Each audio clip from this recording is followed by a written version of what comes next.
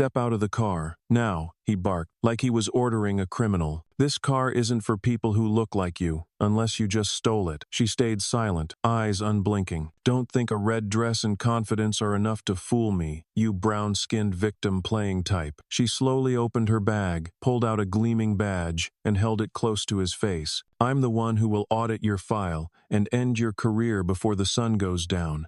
The parking lot stretched under a dim gray sunset like a lake about to freeze. The lights hadn't turned on yet, and the evening shadows spilled across the oil-stained concrete. In front of the federal complex entrance, where only government vehicles or enforcement units were normally seen, a black SUV gleamed like a drop of ink on white paper. Troy Beckett squinted, the hand he had just rested on his belt reflexively shifting to the grip of his gun. The woman stepping out of the car showed no haste. She closed the door with one hand, holding a small purse in the other. Her eyes swept across the lot, empty except for the two of them, then landed directly on the man in uniform approaching her. Celeste Monroe said nothing. Troy didn't greet her, didn't verify the situation. He stood at an angle in front of the vehicle, his voice thrown at her like a command. Is this your car? ID? His eyes held no trace of professional doubt. It was a look belonging to someone used to sorting others by skin color, by the way they moved, by what kind of car they dared to drive alone outside a federal building. Celeste blinked once, just enough to anchor the calm that was about to be flung into flames. She replied crisply, I am not obligated to present documentation unless I've committed an offense. Beckett curled his lip, making no effort to hide his disdain. He stepped half a stride closer, intentionally invading her space, casting his shadow over her like a claim. Black woman, expensive car, standing alone outside a federal lot? He jerked his chin at her, as if inspecting stolen goods. You think I'm stupid? Without waiting for a response, Beckett lunged and snatched the purse from her hand. The move was sharp and practiced, like something he did daily to people he believed were suspicious just for being in the wrong place. Celeste held her ground. One deep breath confirmed she would not react the way he wanted. Her fingers tightened around her coat button, her eyes never leaving Beckett's face, as if every move he made was being recorded not on camera, but in memory as sharp as a scalpel. Beckett rifled through her bag, pulled out a phone, a few loose papers, and a small metallic object he didn't even bother to examine before tossing it back. Everything about you is as fake as that attitude, he muttered, then pointed toward the license plate. Who's this car registered to? You know this is a federal security zone, right? Parking here without legal clearance is grounds for arrest. Celeste still said nothing. His voice rose, as if her silence itself insulted him. You not answering means what? No legal ID? Car's not yours? Or maybe you're acting a part, trying to bait a cop. People pull that kind of crap all the time now. Okay. Celeste tilted her head slightly, then spoke slowly, each word weighed like stone. I already answered your first question. I haven't violated anything. I don't need to show ID. She paused, then continued, her voice lower. And you still haven't cited any law that says I must. Beckett let out a dry laugh, like metal hitting tile. Oh, the law? You read a few tweets and think you're a lawyer now? He stepped back half a pace, lifted a hand to adjust his radio on his shoulder, then turned his head as if calling for backup. Female subject, non-compliant, black, refusing to show ID, requesting additional unit. Celeste straightened. In an instant, the air between them thickened. You planning to obstruct a law enforcement officer? You know that alone gives me the right to cuff you right now? Beckett patted the handcuffs on his hip, eyes locked on her, watching for the moment to launch into the move that lived in his muscle memory. She closed her eyes for exactly 1 second. When they opened, there was no avoidance left in her gaze. She took a half step forward, steady and deliberate, and spoke in a low, firm tone. You'll regret putting your hands on me. Beckett hesitated for a blink, then burst out laughing like she'd told a joke. Heard that one 100 times from the overconfident brown crowd. They all think they're different. Then he emphasized each word, his eyes flaring. And they all kneel when they hit the station. At that moment, from across the lot, someone passed by holding up a phone. Beckett spun around and pointed. Put the phone down unless you want to join her in jail. The person hesitated, then turned away. But Beckett had already yanked Celeste's purse a second time, this time with more force, and gestured toward the SUV. What's in the car? Call a unit to search it. I suspect something suspicious inside. Celeste said nothing more. She stood still, staring straight at Beckett as if her silence was the sharpest move yet. And just as his hand touched her shoulder, that all too familiar gesture in a world where skin color invited rough hands, She turned her head slightly, her eyes narrowing. "Touch me again without a warrant, and you'll be the one in cuffs." Beckett froze for a beat. The silence between them wasn't the kind born of indecision. It was the vacuum where balance gets lost. In the fading twilight, in a parking lot most believed was only for the acceptable, a black woman stood right at the fault line between power and dignity, unmoving, unafraid, not reacting on anyone's terms but her own. And a white officer was slowly unraveling inside the armor of authority he thought would protect him. The black SUV remained where it was, reflecting two still figures, as if recording a truth no camera ever needed to capture. Because one man's arrogance and one woman's composure had turned this place into the beginning of a fracture deeper than any apology could repair. The sound of metal striking echoed sharply through the empty parking lot. Beckett turned Celeste around, yanked her arms back, and snapped the cuffs onto her wrists like the act itself could reclaim the power slipping from his grip. A small cry escaped from her twisted elbow, but Celeste didn't resist. She tilted her head to the side as her cheek met the cold body of the SUV, her eyes showing no anger, only a quiet inward withdrawal, as if recording every bit of pressure from his hands. Beckett leaned close to her ear, his voice lowered but dripping with triumph. "Next time, learn to bow your head, Miss Make-Believe Authority." He enunciated each word like he was rewarding himself for a bold, justified arrest, though no procedure supported his actions. Across the curb, a young man had just parked, pulled out his phone, and pointed the camera at the scene. Before he could press record, Beckett snapped around, voice sharp as a gunshot. "Put it down unless you want a cell next to hers." His shout rang out across the lot, freezing the man in place, phone still in hand but too afraid to move forward. Silence took over for a few seconds, filled only by the wind, threading through car frames, and Celeste's heavy breathing against the glass. She turned her head, despite being pinned, and spoke just loud enough for him to hear, "You'll regret touching me." Beckett let out a loud, mocking laugh like she had told a cheap joke, tone laced with the same condescension he'd used before. "Heard that one 100 times from the confident brown ones," he said, with no caution,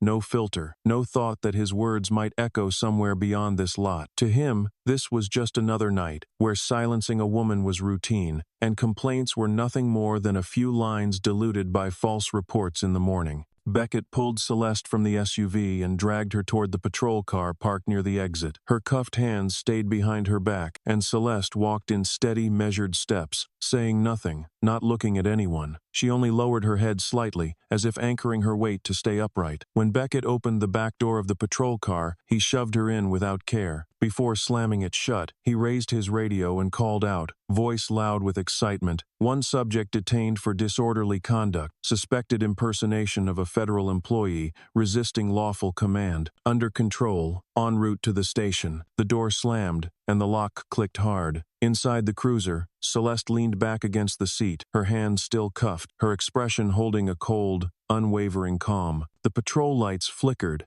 as Beckett climbed into the driver's seat, shut the door, and drove out of the lot. He turned up the radio, signaling pickup, his voice still tinged with smugness. "Subject is non-compliant, possibly concealing identity. I request high-level clearance for ID verification." He stressed the words high-level, like he was crafting a drama of his own, then glanced at the rear-view mirror, catching Celeste's eyes locked on his. Not defiant, not pleading, just a look that made him turn away. The car turned onto a quiet road, the federal precinct just a short distance ahead. Beckett adjusted the wheel slightly and muttered, "Face like stone. Think that's gonna make me back off?" Then he raised his voice toward the back. "You want to add another charge? What was it you said earlier? A government official? Department head or something? You couldn't even lie right." Celeste stayed silent, and that silence irritated him. He wanted her to beg, to snap, to say something stupid so he could use it, but her silence was a solid wall, making every accusation he'd thrown feel suddenly hollow. The car stopped in front of the station. Beckett stepped out, opened the back door, grabbed Celeste's arm, and pulled her out. She stood upright,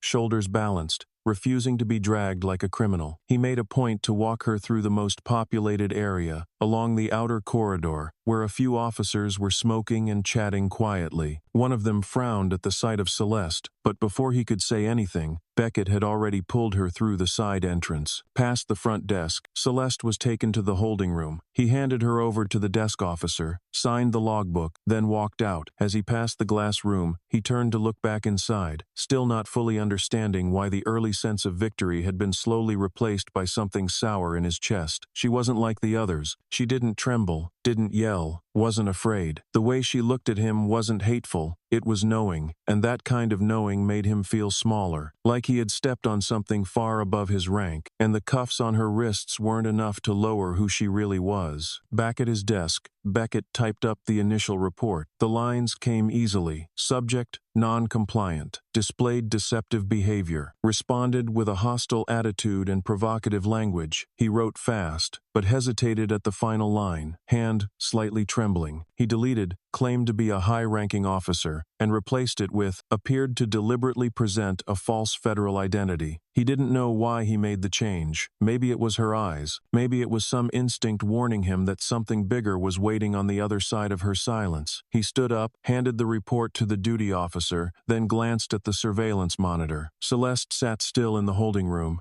hands cuffed, eyes locked on the ceiling camera. No barrier could erase the command in that posture. No one in the station knew that the woman just brought in, wrists marked red, was someone with the authority to overturn every line Beckett had just written. And tonight, it wouldn't be her but who needed to prepare for questioning. The hallway leading to the holding area was as white and cold as any other night. Beckett walked straight in, pulling Celeste through the corridor lined with empty walls, the sharp sound of his shoes striking the tile floor echoing in dry rhythm. At the intake desk, a young officer sat alone. He frowned slightly when he saw Beckett escort a black woman in with a strangely calm expression, but before he could ask anything, Beckett barked, "Bag, wallet, phone, jewelry, take it all out." He tore the bag from Celeste, opened it, flung the phone onto the desk, then turned and yanked the earrings from her ears, as if it were a mandatory part of the process. Celeste tilted her head slightly but didn't cry out. The younger officer stepped forward, voice lowered. "Sir, let me process this by protocol." Beckett spun around, his glare landing hard. "She's playing the victim. They're good at this. If you screw up, the press will call you a racist tomorrow." His voice reeked of warped experience, built from hundreds of blame shiftings and dumping weight onto the powerless. Celeste said nothing. She looked directly at the ceiling security camera, gaze steady and unwavering. As if in that exact moment of being stripped of each item, yanked from her own earrings, she was waiting for something to be fully recorded, a piece of evidence, a silence that could become the loudest voice in this entire room. When Beckett banged on the door to the interrogation wing, another officer came to open it. "Room 4, he ordered, then pulled Celeste in himself. The interrogation room was small, a metal table at the center, 2 chairs facing each other, soundproofed walls, and a camera mounted high in the corner. Celeste sat down, her cuffs removed, though the red marks on her wrists remained visible. Beckett tossed her bag onto the table, crossed his arms, and stared at her from across the room. "You got a name, or you still playing mute?" he said with a half-smile, the sound of it hitting the cold metal table. Celeste didn't respond right away. She lowered her eyes, gently parted the inner lining of her shirt near the left side of her chest. From a seam stitched tight, she pulled out a small, square, matte black object engraved with a silver federal seal. She set it on the table, slid it toward him, and said calmly, "Chief, Internal Affairs." The room froze for 2 full seconds. Beckett stepped back half a pace, his arms dropping instinctively. "What is this?" he asked, voice stuttering. Celeste's face didn't change. She flipped the latch and opened the inner panel, revealing a full official badge, complete with serial number,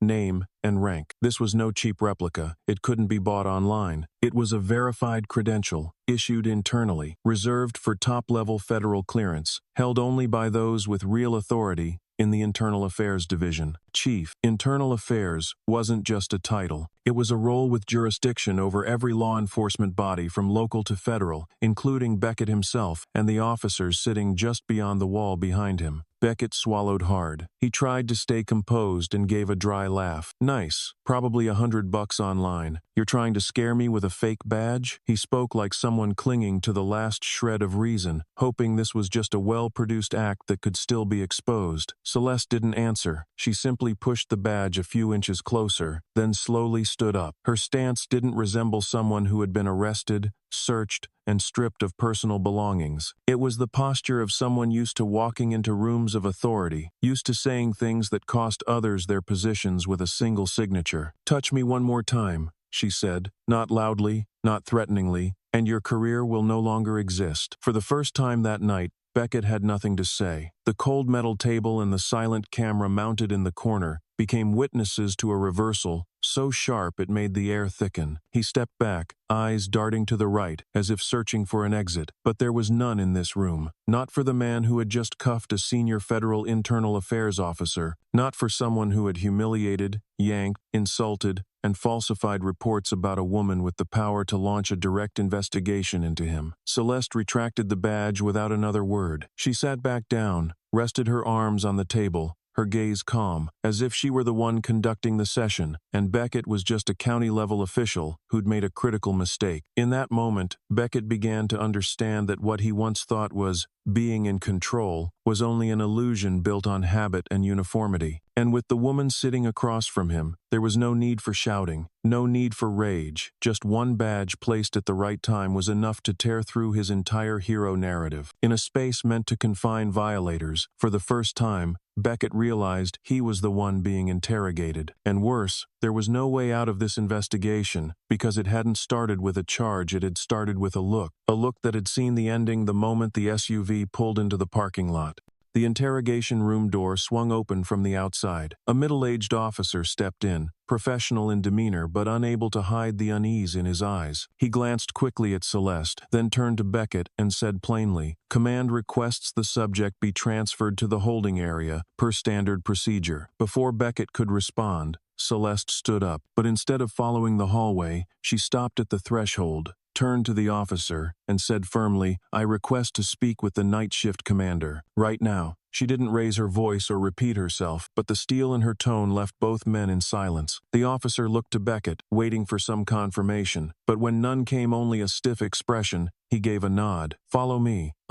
The night commander's office sat deep within the main building, a normally quiet area reserved for paperwork and coordination. Celeste stepped in, her eyes sweeping across the plaques and commendations on the wall before settling on the man behind the desk. He looked to be around 50. Silver at the temples, a weathered face that stiffened slightly when he saw her walk in without handcuffs. He didn't have time to ask anything before Celeste placed her bag on the desk, opened the main compartment, and pulled out a thick file, neatly clipped. Without greeting or explanation, she slid it toward him. "These are 5 disciplinary records concerning Officer Troy Beckett, including 2 complaints of excessive force, 1 temporary suspension for use of racially charged language during duty, and 2 incidents of falsified arrest justification to cover procedural misconduct." Her voice was steady and precise, each word delivered like it had been prepared to be said only once. The commander furrowed his brow and began flipping through the file. "This isn't in our internal records." Celeste nodded, her hand still resting on the table. "It's not, because someone filed a request to freeze the records as internal only, but I have clearance to access unfiltered files, and he's a case that's been left unchecked for far too long." He looked up, cautious. "Who are you?" Celeste didn't respond immediately. She pulled out a second item from her inner coat pocket, a larger badge with a silver trim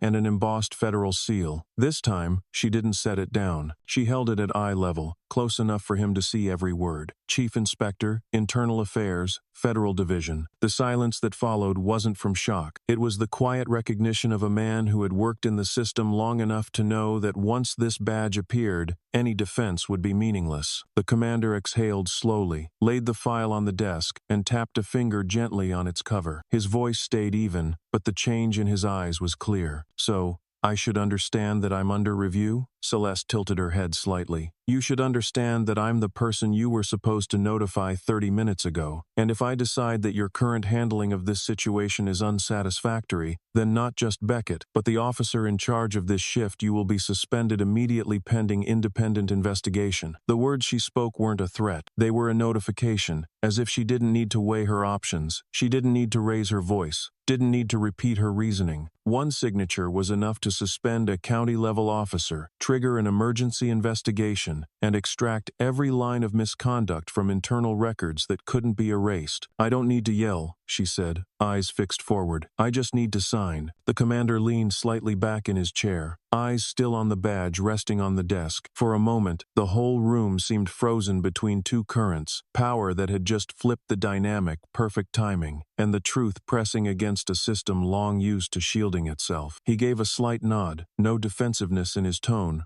only asked, "What do you need me to do right now?" Celeste closed her bag, pushed her chair back, and stood. First, isolate Beckett until further orders from federal oversight. Confiscate his personal phone, block access to the reporting system, and summon the internal records team for a meeting in room 6 within 1 hour. I'll coordinate. She didn't wait for his confirmation. She had already walked out, leaving behind an air thick with Schiff. And for the first time in many years as night commander, the man at that desk understood that tonight he no longer held authority. Everything was now being rewritten not with a report but with a badge that had been raised without needing a single word of explanation.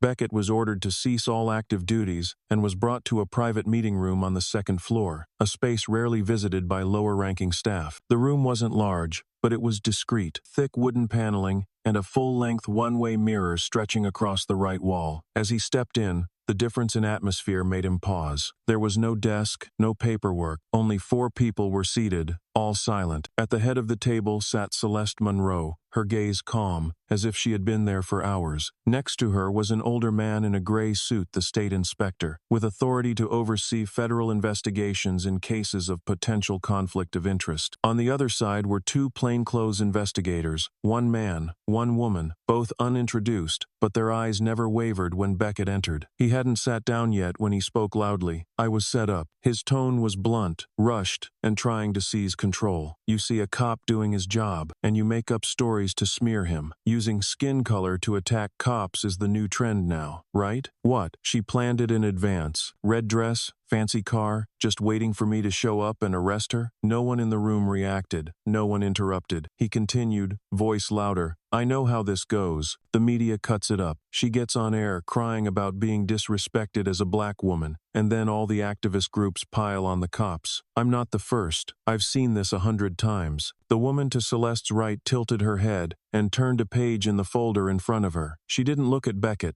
but her voice was clear and firm. And this is the 4th time you've used that defense. She paused for a beat, then continued. In the 3 previous complaints, the plaintiffs were pressured to withdraw. 2 of them were later reassigned or terminated. The 3rd withdrew after a video surfaced, which then disappeared from the department's storage system. Beckett looked thrown, but forced himself to stay composed. You're talking like I had the power to erase video? So now you're taking her word and using it to frame me? Celeste still hadn't spoken. She opened a folder beside her, removed a small handheld recording device, and placed it on the table. Without announcement or explanation, she pressed play. In the quiet room, Beckett's own voice came through, clear, word by word, breath by breath. Expensive car, black, alone in a federal lot? You think I'm stupid? Step out of the car. You're impersonating. People like you always try to skirt the law and cry for the camera. This is the last time I'm asking. Where's this car from? Never mind. I already know fraud. The recording stopped just before the sound of metal hitting the car. The unmistakable noise familiar to anyone ever shoved into a patrol vehicle. No one needed an explanation. No one looked surprised. They had likely heard it before. But the fact that Celeste had chosen this exact moment to play the audio, right as Beckett launched into his reverse discrimination setup theory, was a direct strike to the heart of his defensive fantasy. He froze.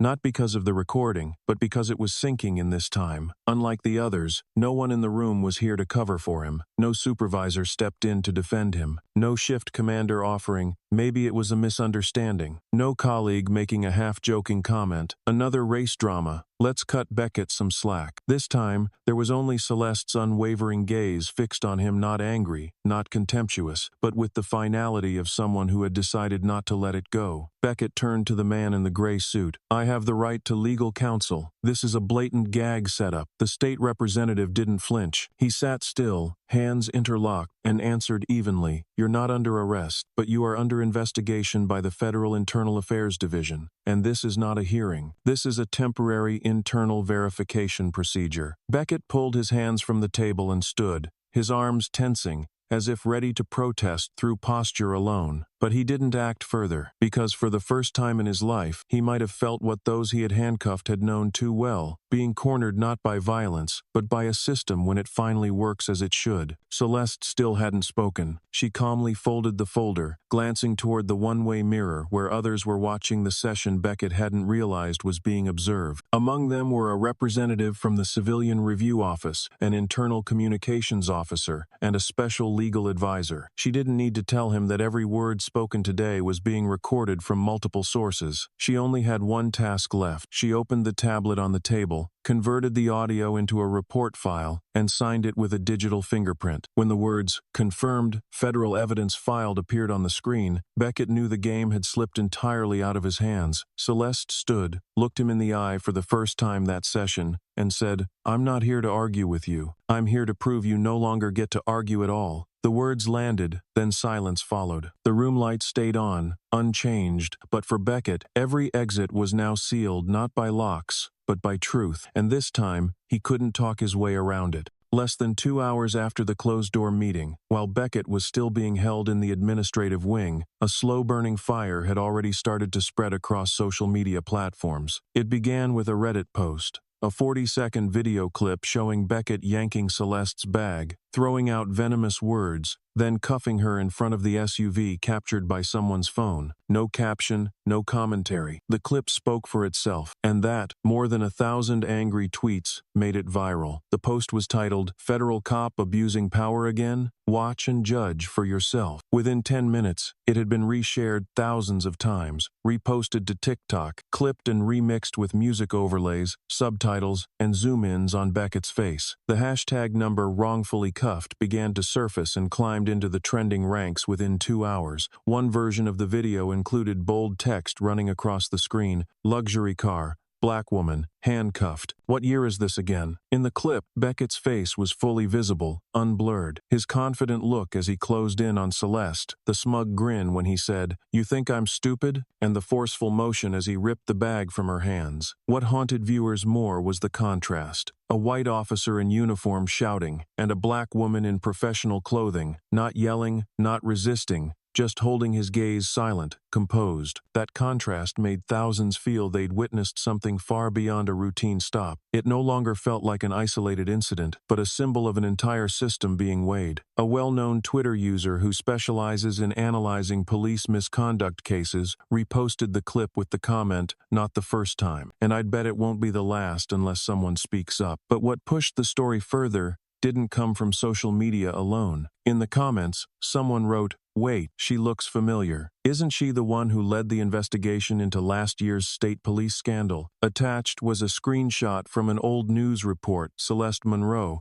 in her role as Special Investigative Coordinator, speaking at a federal press conference about the suspension of multiple officers for covering up internal violence. Same face, only that time she wore an investigator's uniform, not a red dress. Minutes later, side-by-side comparison photos spread rapidly. On one side, Celeste was at the press briefing, serious, wearing a federal badge. On the other hand, the moment Beckett cuffed her in the parking lot, no resistance, no words. The caption hit like a slap. She's the chief you used to avoid in your internal reports. And now, those who once criticized her went quiet. Those who had never heard her name began searching. The name Celeste Monroe climbed the search rankings, followed by the words internal affairs. But like every storm online, public opinion didn't move in just one direction. The more viral the story became, the more pushback emerged. A segment identifying as pro-law enforcement quickly came to Beckett's defense. They labeled his actions as a gut reaction in a potentially dangerous situation, placing blame on Celeste for lack of cooperation. Some anonymous accounts even posted old photos of her at a justice rally,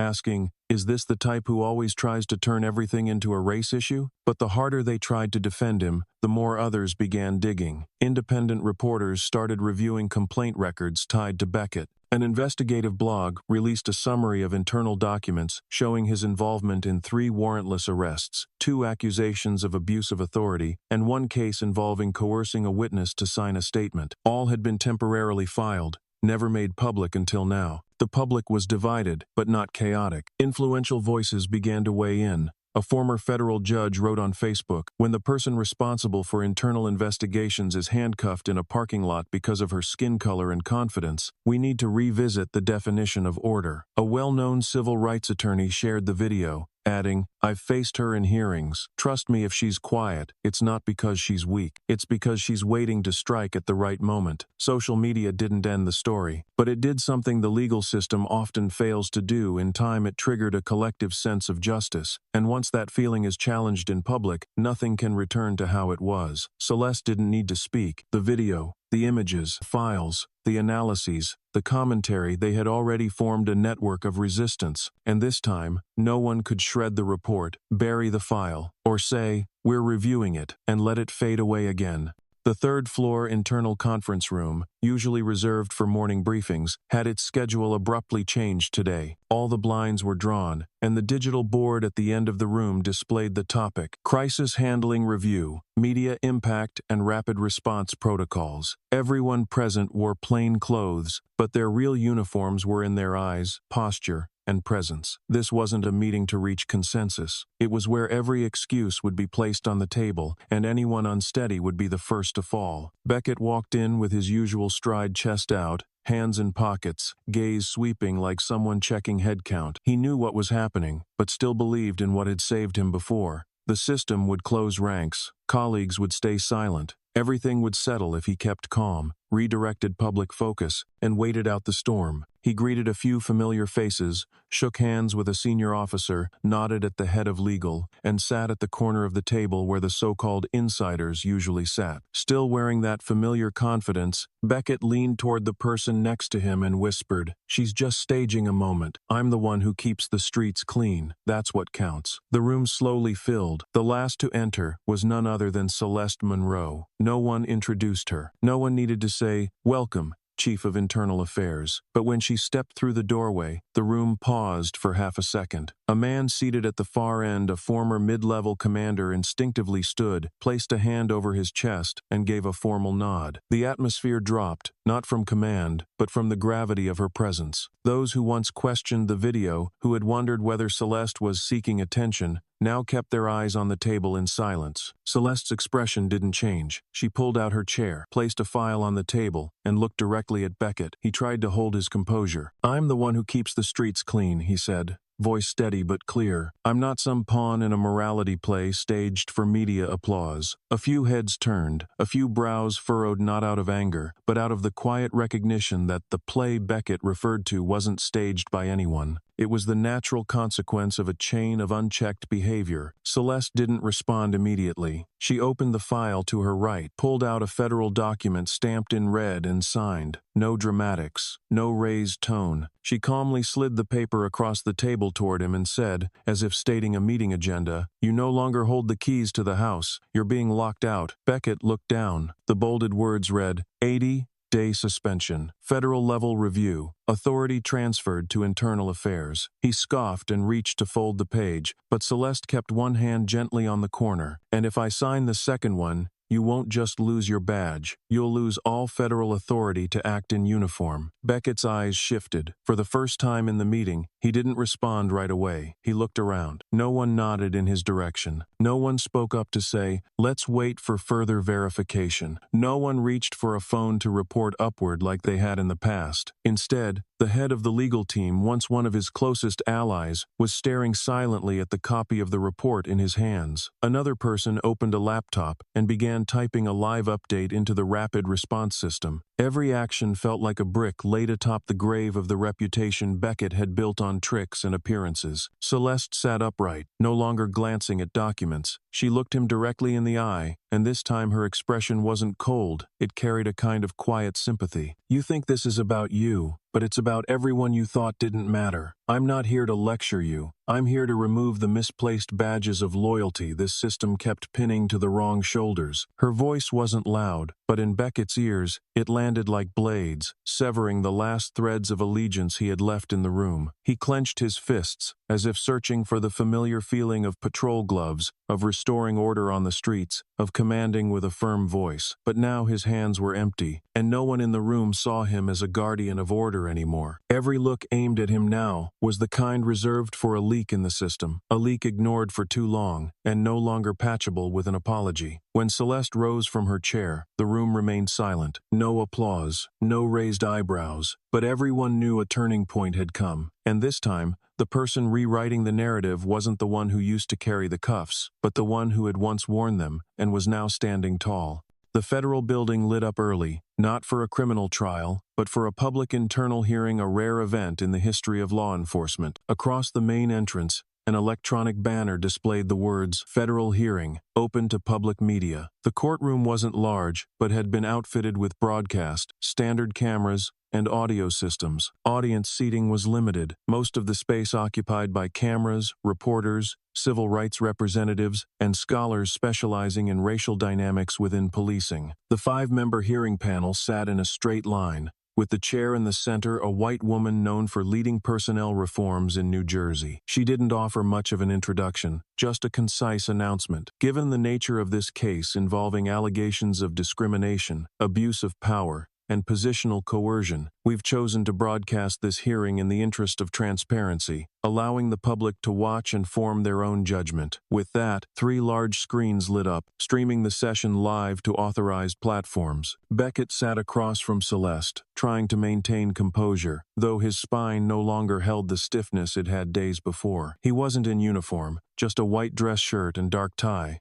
as if aiming to appear neutral, ordinary, maybe even cooperative. His legal representative requested to speak first. When the chair asked, "Do you have a defense against the allegations of misconduct, discriminatory language, and targeted harassment?" Beckett cleared his throat and said, "I acted on professional instinct. My experience tells me to stay alert when something seems off, and I firmly state race had nothing to do with it." A few people in the room exchanged glances. The chair nodded without comment and passed the floor to Celeste. She didn't say much. Instead of arguing, she reached for her laptop and played an audio clip on the main screen. The voice came through clearly, unedited. It was Beckett's. "Chicks in dresses, driving fancy cars and brown, always check them. That's my rule." A quiet murmur spread. Beckett's legal counsel frowned and requested source verification, but the chair shook her head. "Pulled from internal security footage. Triple verified. Irrefutable." Beckett blinked rapidly. His lips tightened. One hand gripped the edge of his pant leg,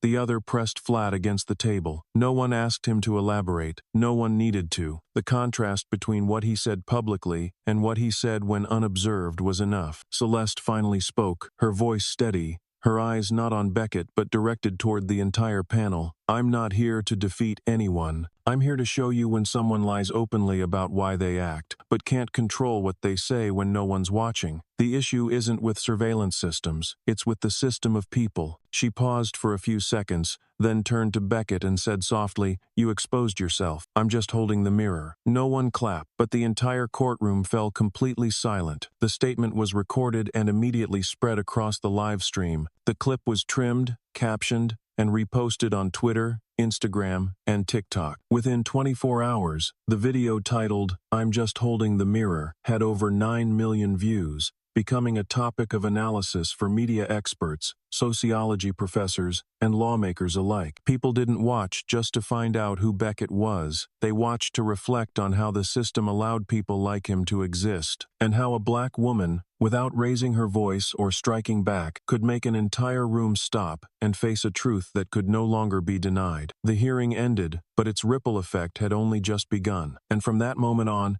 Celeste was no longer the victim in the Beckett incident. She became a reflection for hundreds of thousands who had been wrongly cuffed, wrongly questioned, wrongly judged simply because their skin and self-possession made someone else uncomfortable. That afternoon, the city police union meeting room was packed, mostly with active duty officers, some of whom had once shared night shifts with Beckett. On a makeshift stage, he stood holding a microphone, collar of his dress shirt loosened, his expression a blend of defensiveness and resentment. Below, The eyes on him no longer looked the way they once had. But Beckett didn't seem to notice, or pretended not to. He took a deep breath and spoke, voice low and deliberate. "We're living in an era where a single edited clip can destroy a 20-year career. Everyone in this room should think hard, because any one of us could be next." The hum of the air conditioning filled a few seconds of silence. A few nodded lightly, out of habit more than agreement, but not everyone stayed quiet. A young officer, thin, still wearing a rookie badge on his shoulder, suddenly stood. His voice wasn't loud, but it didn't waver. "I was there. I heard you mention her skin color before you even asked for ID." The mood in the room shifted sharply. Beckett turned, eyes flaring as if betrayed, but the young officer held his ground, gaze steady. "I used to think that was normal, that profiling by professional instinct was standard. But after that day, I realized when instinct is shaped by bias, it's no longer reflex, it's a choice." Chairs shifted. A middle-aged female officer, arms crossed, spoke calmly. "If someone like Celeste can be labeled an imposter, what do you think happens to ordinary civilians?" The question wasn't directed at anyone, but it dropped into the room like a stone, shattering layers of unspoken excuses. Beckett stepped back half a pace, his voice losing firmness. "I did what I had to do to protect my team. I didn't choose anyone based on race." No one responded. A few people stood not to leave, but to avoid sitting through more rationalization. From the back, the union's external affairs officer, silent for years, opened his laptop, typed a few lines, then looked up. "Mr. Beckett, the Oversight Board is requesting an additional report covering your last 3 months of patrol. At least 6 complaints were filed during that period." Beckett furrowed his brow, turned away, stepped off the stage, his hand clenched tight as if holding on to something that no longer existed. He walked past the rows of chairs, past former allies who now looked down or away. No one said another word to him, and for the first time, in a room full of police, the man who once carried the most confidence was the only one no longer being heard. Celeste didn't appear at that meeting, nor did she need to speak. She sent a single-line email to the police union representative, with 4 attached witness statements, each a different story, yet all centered on the same detail. The person detained, shoved, cursed at, and even injured, had done nothing clearly wrong, and the officer involved was always the same. His name was Troy Beckett. One account came from a college senior walking home, another from a mother picking up her child from school, one from a bookstore employee stopped at a gas station for looking suspicious, and one from a veteran who had served in Afghanistan, waiting alone for a night bus when his face was slammed into concrete. They didn't know each other, but now, they shared something in common. They had all been misjudged for their skin color, and it had always been by the same officer. The documents were displayed on the large screen in the meeting room. No narration, no background music, no build-up, just the raw presence of typed words, each line marking a moment the writer would never forget. Beckett remained seated, pretending to stay composed. He gave a faint smile, leaned back as if to dismiss the weight of what was being shown. But in the tight, loaded silence, his eyes began to twitch, and the muscles in his face lost their usual control. Then, when someone on the board read aloud a sentence from the third statement, he didn't ask anything, just yelled, "Sit down, brown trouble," and slammed me into the wall. Beckett muttered, "They were all black, just a coincidence." The sentence hit like a blade, exposing what many had suspected but no one had dared confirm. In a room already quiet, silence now turned into something impenetrable. No one reacted right away. No reaction was needed. Everyone simply looked at Beckett, the man who had just drowned the last of his reputation in a line that seemed casual, but stripped the core of his actions bare. A senior officer at the end of the table shook his head, eyes down on his notepad. Another closed their laptop, as if unwilling to store any more evidence. The young officer who had spoken up days earlier didn't say another word. He simply crossed his arms and left the room. Celeste was nowhere in sight. But at that exact moment, the union representative's phone buzzed. A message popped up, "Let them see for themselves." Beneath that line was a link to an online archive housing all previously unreleased data connected to Beckett's record. A door opened, not with table pounding or heated debate, but with a layered truth no one could deny anymore. And what unsettled everyone most was that Beckett still believed he was right, still trusted that coincidence could excuse him. But the truth doesn't need much to shine. It only needs someone to ask, at the right time, why do all those coincidences happen to the same kind of people under the same hand?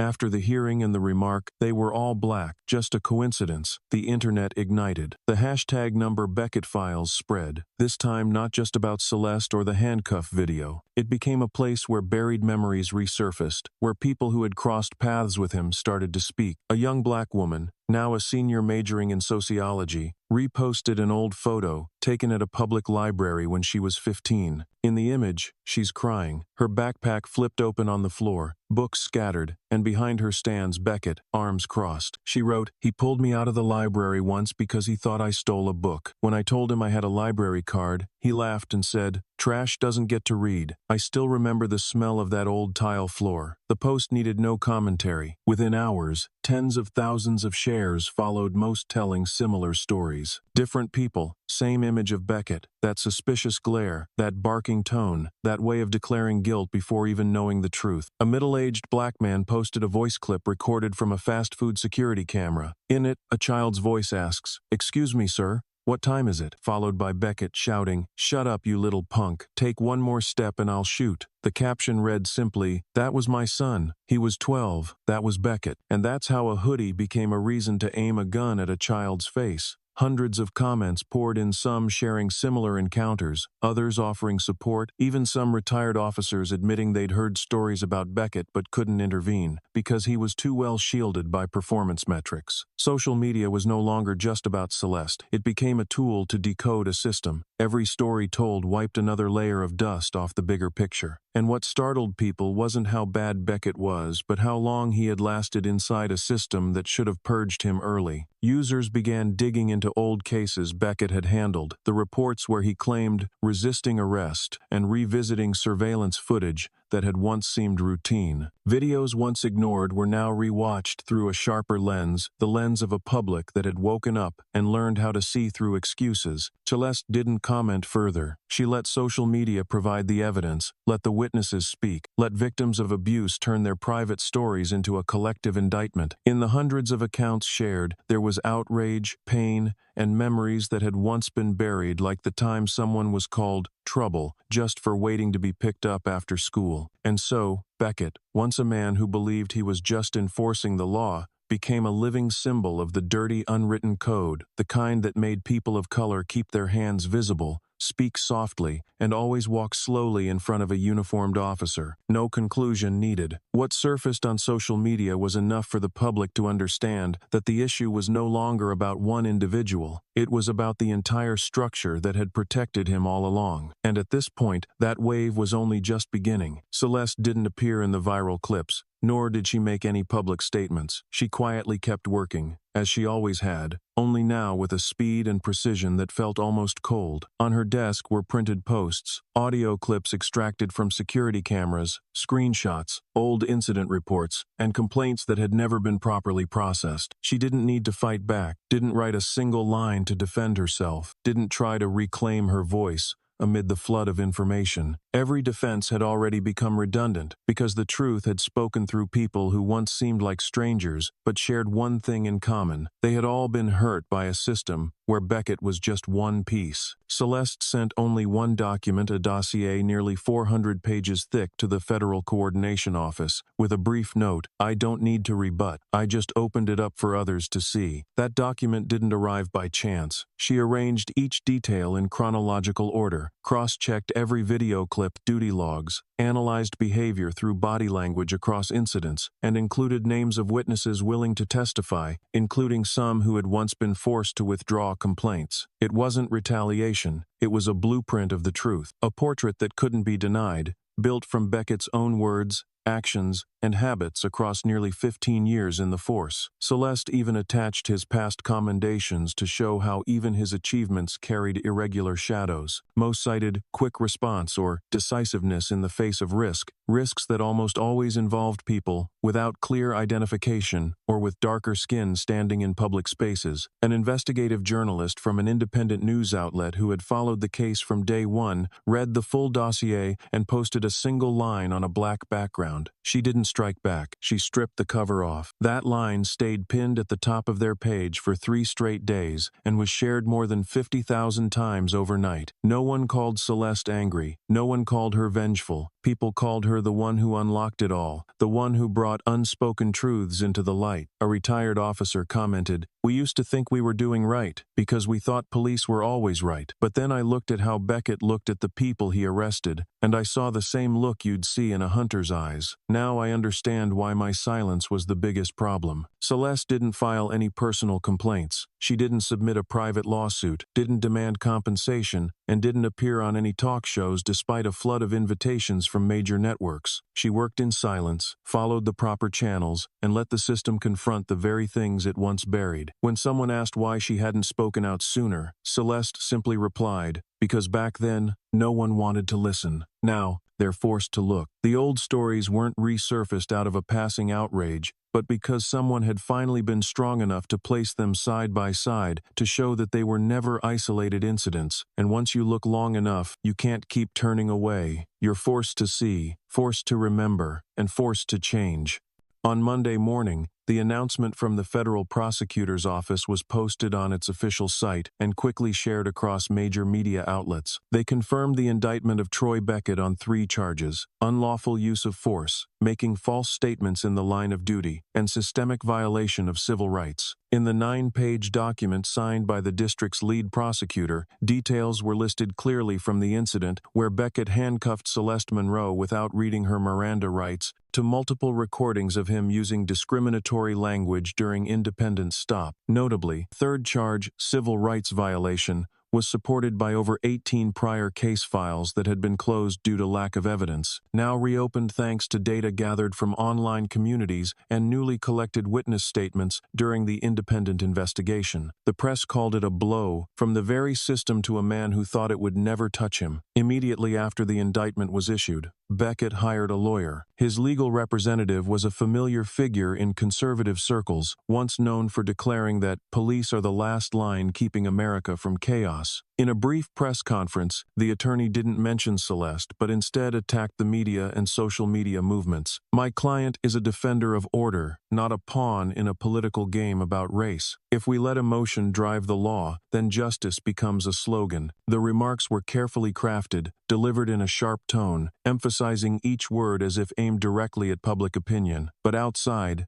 people no longer reacted the same way. Gone were the pointless shouting matches between opposing sides. In their place were specific posts, quoting case files, comparing public statements, and citing documents. Celeste offered no response to the statement. She remained silent, working within a newly formed special task force, reviewing all mishandled cases from the past 10 years. Some questioned why she was still at the Internal Affairs Office instead of being the lead plaintiff in the criminal case. But Celeste understood better than anyone. If she stepped forward as the accuser, the narrative would shift toward personal grievance, rather than focusing on the system that shielded Beckett. She didn't need to be seen as a victim. She needed others to recognize that this was a long-standing institutional failure, not just a single moment of a bag being snatched or an offensive remark. The indictment sent out carried no tone of anger, only the cold precision of a system that had finally realized it let a misaligned cog run unchecked for over a decade. On the other side, Beckett still acted confident. He believed he represented toughness,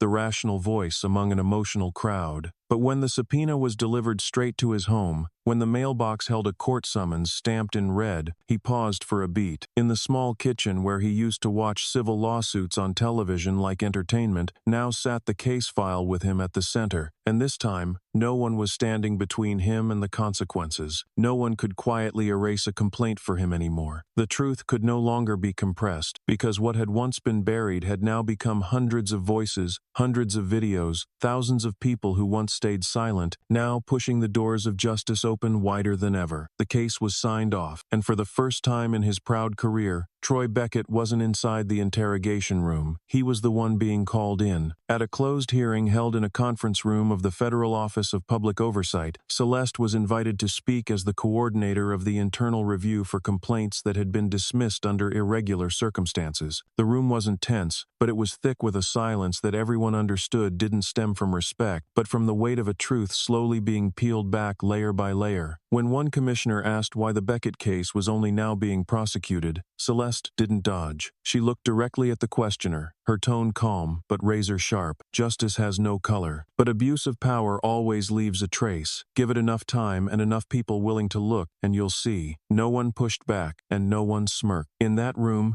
for the first time, a black woman's words weren't dismissed as an emotional argument, but recognized as a direct warning about a system that had long decided who gets believed and who doesn't. She didn't end her address with words. She pulled from her folder a list of 12 names attached to scanned complaints that had been marked withdrawn. On each copy, Celeste had flagged in red the handwriting in the corner, signatures that didn't match the original registered handwriting. 6 of them, according to independent verification, confirmed they had never visited internal affairs to withdraw anything. One even said they never knew their complaint had been processed at all. Whispering began to ripple through the room. A few council members exchanged glances. Some looked down to recheck files in front of them, and others reached for pens and quickly underlined parts of the receipts. No one questioned Celeste's verification because attached to the list were video cross-references from internal cameras showing that desk officers who handled those files had indirect ties to Beckett through internal evaluations where he once served as a coordinator. Celeste didn't use any words that sounded like personal accusations. She didn't mention Beckett much, and certainly didn't place all the blame on one individual. She let the numbers speak, let mismatched signatures and witness confirmations do their work. An older council member slowly nodded and repeated her line, "Justice has no color, but the trace never fades." No one interrupted, no one argued the seriousness. What started as a single abuse of power had now pulled back the curtain on a system of complaint handling that had shown signs of distortion for years, where the primary victims were people of color, immigrants, and youth living in so-called high-risk neighborhoods. As Celeste packed up her documents, a member of the legal advisory team walked over and said quietly, "You know, sometimes I think you don't need to protest or push back. You just need to flip the table, so everyone has to look." Celeste didn't respond. She closed her folder, left the room,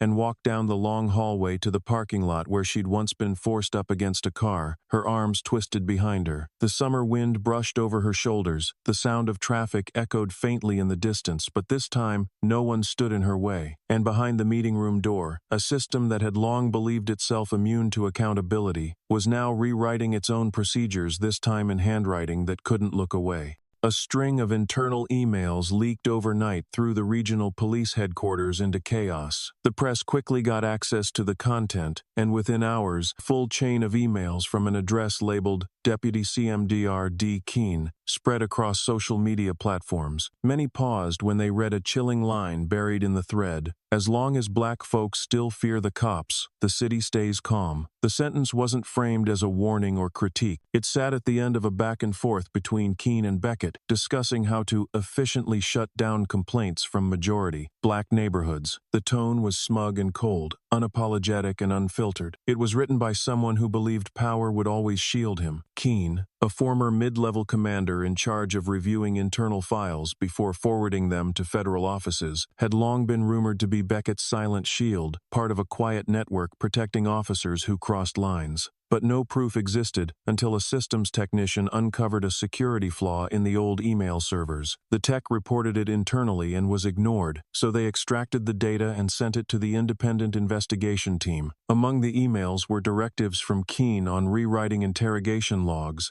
suggestions to avoid using the word race to dodge scrutiny, and blunt orders to keep your mouth shut ahead of federal meetings. Each line, each quiet command, slowly exposed a culture of silence held together for years by fear and complicity. As the news spread, Keene tried to deny everything. At a brief press conference held at police headquarters, he stood stiffly next to a legal advisor and claimed he never intended any racial bias, and that the quotes were taken out of context. But when a reporter read the full paragraph aloud, no one in the room could excuse what was written. "Told you already. If those brown kids know stepping outside means getting carded, they won't act up." This wasn't a slip of the tongue. It wasn't a misunderstood moment. It was the written word of someone who once led a public service unit, sent in an administrative exchange with subordinates. One by one, the excuses began to fall apart. When asked about the discovery, Celeste didn't offer personal commentary. She simply said, "The system doesn't rot because of one person. It rots because the people who know they're enabling it feel safe thinking no one's watching." And this time, it wasn't just the online community pushing back. Oversight boards from the Department of Justice and the Congressional Accountability Office called for individual accountability and ordered a full audit of all complaints that passed through Keene's desk. A top-level review began not loud, but sweeping. The man who once saw himself as the final wall of discipline was now living proof of a warped order that had endured for over a decade. And with one leaked sentence,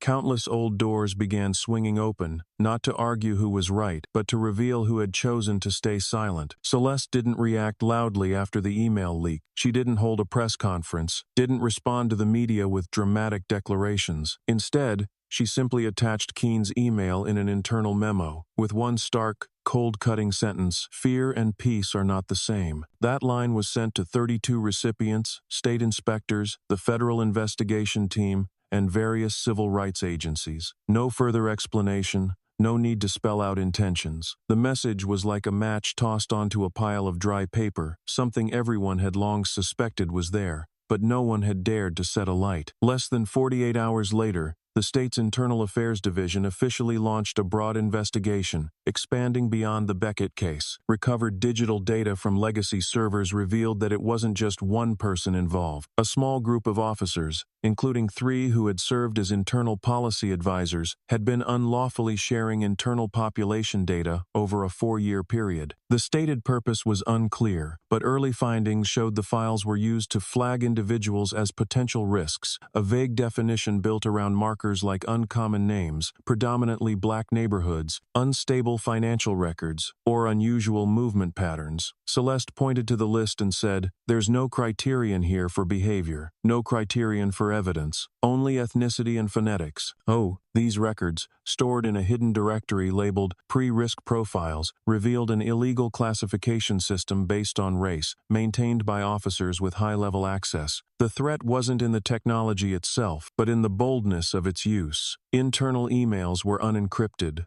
Racist remarks appeared openly in the notes column, and the lists were shared via official email accounts during every periodic review. One member of the investigation team remarked, "It felt like we were reading documents from the 1962nd, only this time they were typed in Arial on the white background of a modern database." No, not long after, multiple news outlets began asking hard questions. If this data had existed for years, why had no one uncovered it? Why were complaints from black residents consistently labeled as unsubstantiated? And why was Beckett, a man with a track record of procedural violations, so often assigned to neighborhoods deemed security sensitive? The answers didn't come in the form of apologies, but in the extended silence of those once considered oversight officers. They said nothing, because the truth was clear. The system didn't go quiet from lack of evidence. It had long grown used to living in the shadows it cast itself. Within the police department, a divide began to take shape. On one side were those starting to look back at the system with a skeptical eye, realizing they had played a role, however passive, in enabling it. On the other side were those still stubbornly insisting, "That's how you keep a city safe." But this time,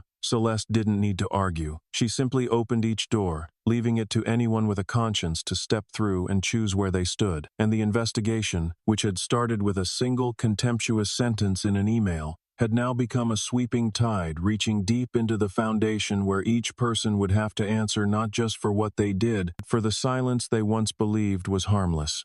In the first preliminary hearing held at the district court, Troy Beckett appeared polished, wearing a light blue tie and a brand new gray suit, his hair carefully styled as if the trial were a job interview. When asked to speak before the panel, he followed the script his defense attorney had meticulously prepared, a lengthy apology directed at this city's community, the fatigue of the profession, and a momentary emotional imbalance while on duty. Every word was calculated, smooth, without once mentioning Celeste Monroe, or a single name among the dozens of victims he had interrogated, handcuffed, insulted, or slammed onto the pavement because of their skin color. After his closing line, "I just wanted to do what's right in a world full of wrong," a few light coughs were heard from the back of the room, but the jury remained silent. No applause, no protest, Courtrooms are sometimes where apologies are delivered in professionally formatted fonts. Then Celeste stood, quietly walking to the witness stand. She didn't look at Beckett, nor at the judge. She placed a stack of color-printed photos, no lamination, no formal frames, just candid shots from phone cameras or old faded ID pictures. One by one, she held them up for the jury to see. A 5-year-old girl with a broken arm, a middle-aged man with his chin gashed from being shoved to the curb, a teenage boy with terror in his eyes as he was dragged out of a pizza shop. This is the community he spoke of, Celeste said, her voice steady, each word cutting through the air. The ones left unnamed, left out of reports, with no representation in the system he claimed to protect. She continued, Beckett didn't apologize to them, because to name them, he'd have to look at their faces, and in doing so, he'd see what he's always avoided, that each face is a verdict on him. She raised her head, meeting the gaze of one juror, then gave a slight nod, as if to confirm they were both witnessing the same truth. Community is not some abstract concept you stand behind in court to use as a shield. Community is each person. It's the fear of being stopped on a dark street. It's the voice breaking when pulled from a car in front of your child. Community is memory left untreated. It's a victim's silence because they don't know who will believe them. The courtroom remained silent. Not a sound interrupted. The entire room felt suspended between two cold fronts. On one side, Beckett, with the forced smile of a man once certain no one would dare touch him. On the other, Celeste, holding up the faces he had erased from his incident logs, but who now stood illuminated in the light of justice. There was no long cross-examination, no crying out, no threats, just a stillness everyone in the room recognized. The space between what Beckett called professional duty and what the victims knew as wounds without words. In the end, the judge announced that the trial would move into an extended hearing phase. But before leaving the stand, Celeste left a single sentence behind. Their names will be read in full in the official record, and that will be the first time the system is forced to remember instead of forget. No one stopped her from stepping down, and no one asked Beckett anything more about his apology. Because everyone knew, the moment he chose not to say their names, he erased his own from any list of forgiveness. An elderly man stood up from the back row, his hands trembling, but his eyes sharp like a memory that had never faded. He didn't ask permission. He simply looked at Beckett and spoke. He once threw me off a park bench just because I wore a faded army jacket. The words landed in the tense air like a crack of thunder, turning heads, shifting eyes from the old man to Beckett, then to the judge. Celeste didn't need to turn around. She stood still, as if the man's words didn't surprise her, only completed the picture she had long seen clearly. Beckett remained seated, but his shoulders slumped slightly, no longer held upright. The old man continued, I fought overseas. I survived 3 rounds of treatment and 1 major injury. But when I came home, he tossed me off a bench, said I was pretending to be a veteran to beg for money. That was the first time in my life I felt ashamed of a uniform. The judge called for order, but the courtroom had already filled with whispers, murmurs rising steadily. No one shouted, no one clapped, but no one returned to silence either. Like a river held back by a brittle dam, the old man's story was just the first drop. A young woman stood and added, he didn't hit me, but I saw him laugh when he kicked away the food bag of a little kid waiting for his mom. That kid was my brother. A man from across the room said, he once pointed a gun at me because he thought I was sneaking around. I was just backing up my car, hands on the wheel. Each voice unleashed a surge of long-buried emotion. The judge again called for calm, but this time his eyes didn't carry authority alone. There was also the recognition that some things cannot be stopped once they've reached their breaking point. Celeste remained silent, but she didn't leave the stand. She simply watched the room, where truth now spoke on its own without a guide. Beckett lowered his head, and for the first time during the trial, his face showed undeniable strain. His attorney leaned in to whisper something, but Beckett didn't respond. Perhaps he knew there were no words left to salvage anything. When a community rises not to riot, but to recount each injustice with real voices and real lives, administrative reports lose their meaning. A middle-aged man, wearing a rideshare cap, raised his head and said, I filed a complaint, but before I could submit it, I got a warning call from a stranger. A nurse added, I was stopped and asked for ID 3 times in 1 week, just because I was driving my husband's car. He's black. The judge struck struck his gavel again, but this time he didn't give an order. He simply said, "Court is in recess," but the truth is not. Then he stood, leaving the room for everyone to withdraw in the disarray of things once thought forgotten. Celeste stepped down from the stand with a gaze that was neither pleased nor sorrowful, only composed. She didn't need to deliver a final statement. The courtroom was no longer a place to claim victory, but a place where,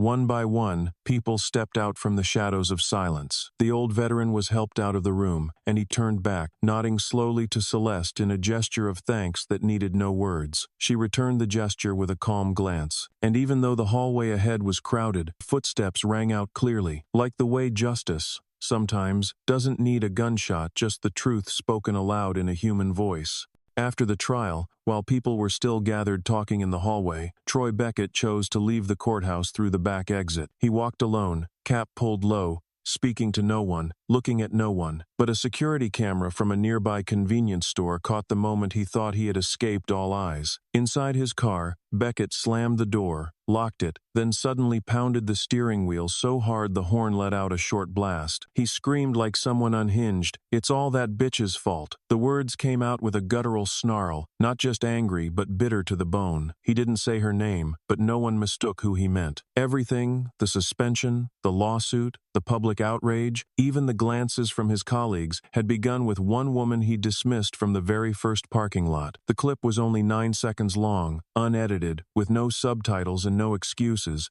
but it spread across social media at lightning speed. People didn't call it a typical outburst. They called it an unconscious confession, living proof that he knew he was wrong, but was too arrogant to admit it. Legal experts weighed in across platforms. A former prosecutor wrote, "No sentence in that clip is a legal confession, but his whole body, his eyes, his tone, that's a clearer admission of guilt than any signed statement." A psychology professor commented, "When someone blames out loud in solitude, it's no longer a defense tactic, it's the truth leaking through." Those who had once been harassed or humiliated by Beckett began reposting the clip, pinning it to the top of their profiles like a silent statement. "It's the first time I've seen him shake," one past victim noted. Celeste Monroe didn't join any of the ongoing debates. She simply forwarded the link to the federal investigation team, with one line, "He still thinks he's right. That's how we know he'll keep going unless we stop him now." The Office of Internal Oversight immediately announced a motion to consider additional charges, citing non-cooperative conduct and the threat of repeated offense. Within the police department, many officers appeared uneasy. Some who had previously defended Beckett now declined to comment. One acquaintance of his revealed, "He's never apologized to anyone. When challenged, he gets more defiant. That clip isn't a slip, that's who he is." For that very reason, the clip didn't surprise Celeste. In her first report, she had already warned that Beckett wasn't someone who could be retrained, but rather a dangerous individual if allowed to continue wearing the badge and carrying a weapon. That short clip unintentionally became a turning point. What began as a trial framed as a contentious dispute between two sides now revealed where the real fault line lay. The woman he once handcuffed and stole a purse from didn't need to win sympathy. His own layers of defense were already cracking. When someone who calls himself a victim lashes out in rage after being exposed, society recognizes that as a confession, no signature required. In less than 12 hours, the clip had been shared over 300,000 times on Twitter, and a Spanish subtitled version was created overnight. Celeste remained silent, but the investigation team did not. They added the video as an appendix, resubmitted the file to the federal prosecutor, and flagged an additional note, "High risk of recidivism." Troy Beckett didn't know that a moment he thought was private would become the final drop, and he didn't realize that for someone like Celeste, silence doesn't mean forgiveness. It means knowing that guilt always reveals itself in ways no one expects. Celeste gave no interviews,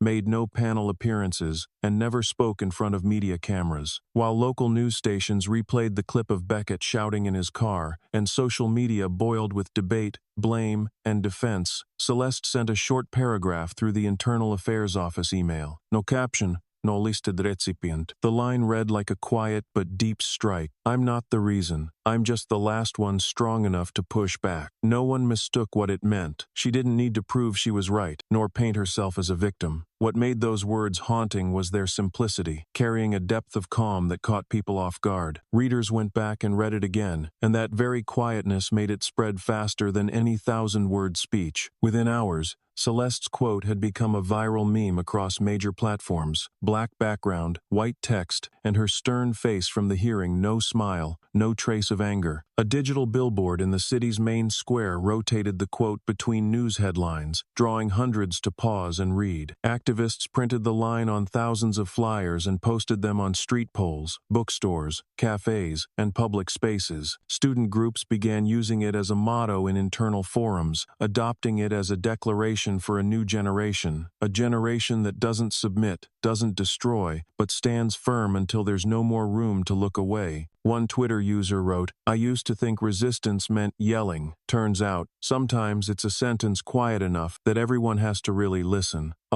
During a Saturday morning march downtown, among thousands of people wearing white shirts and holding signs protesting racial discrimination and police abuse of power, Celeste's quote appeared on hundreds of posters. No one chanted slogans, no stage was set. They simply walked, holding those black and white boards. A weekend edition of the New York Times printed the full quote on an inside cover page. Beneath the headline, "When the last to endure finally speak," a veteran journalist commented, "She didn't start the fight. She was just the end of a patience that had reached its limit." The federal office received more than 200,000 signatures in a petition to reopen all past investigation files connected to Beckett. Some of those cases had been closed without explanation, but it was Celeste's quiet determination, no shouting, no self-defense, that made the public pause and take a closer look at what they had once overlooked. She became an unlikely symbol of a new wave, not built on rebellion, but grounded in truth, stacked with care. This wasn't the story of one person against a system. It was the story of one person holding firm enough to make the system face itself through sheer resolve amid the noise. Celeste never called herself a hero, but at the moment her words were printed as a symbol. Her name, without being shouted, without needing a hashtag, showed up in the very places where justice had long been dismissed. And there, for the first time, silence became an act more powerful than any call to arms.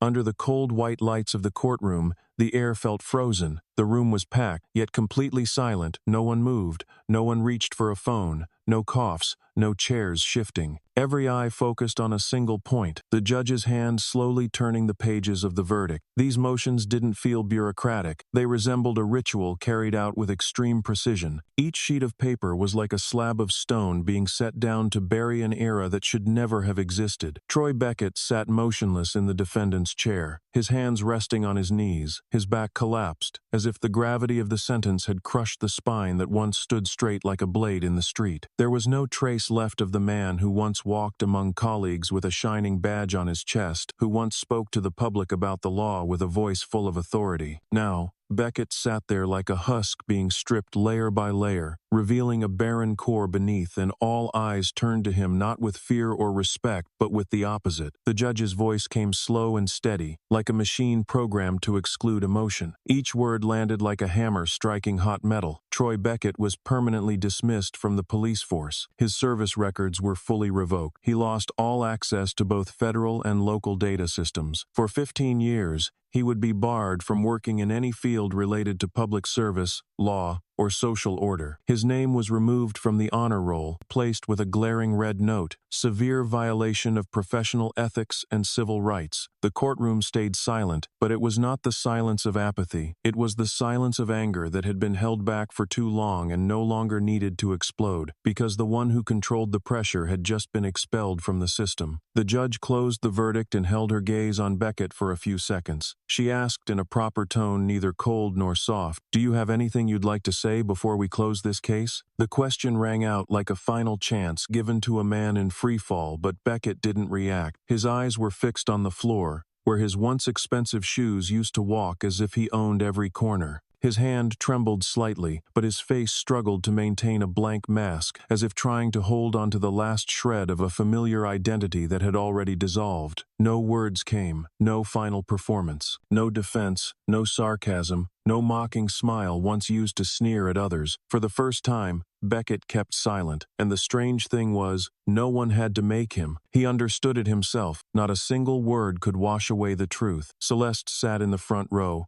back straight, eyes fixed on the judge's bench. She didn't turn to look at Beckett even once. To her, the verdict wasn't the end. The real ending had come the moment Beckett was forced to listen and couldn't interrupt. Justice in that room wasn't delivered by one individual, but by the many voices that had once been silenced. Those who filed complaints only to be dismissed, who wrote letters for help and were called hysterical, who dared to speak the truth and were threatened. All of them, though absent, seemed to stand behind Celeste. This trial was the result of endurance, of belief in what is right, and of quiet persistence no power could extinguish. The verdict was not a spectacle. It was a spell, loud enough for the wrongdoer to hear, and heavy enough that those who once looked away would not forget. On the front pages the next morning, the chosen image was not Beckett staggering out of court, but Celeste stepping down the courthouse steps. She walked alone, between two rows of silent people. No one escorted her, no one stopped her, no one reached out for an interview. The afternoon sun cast her shadow long behind her, clear and firm like a statement. One newspaper captioned,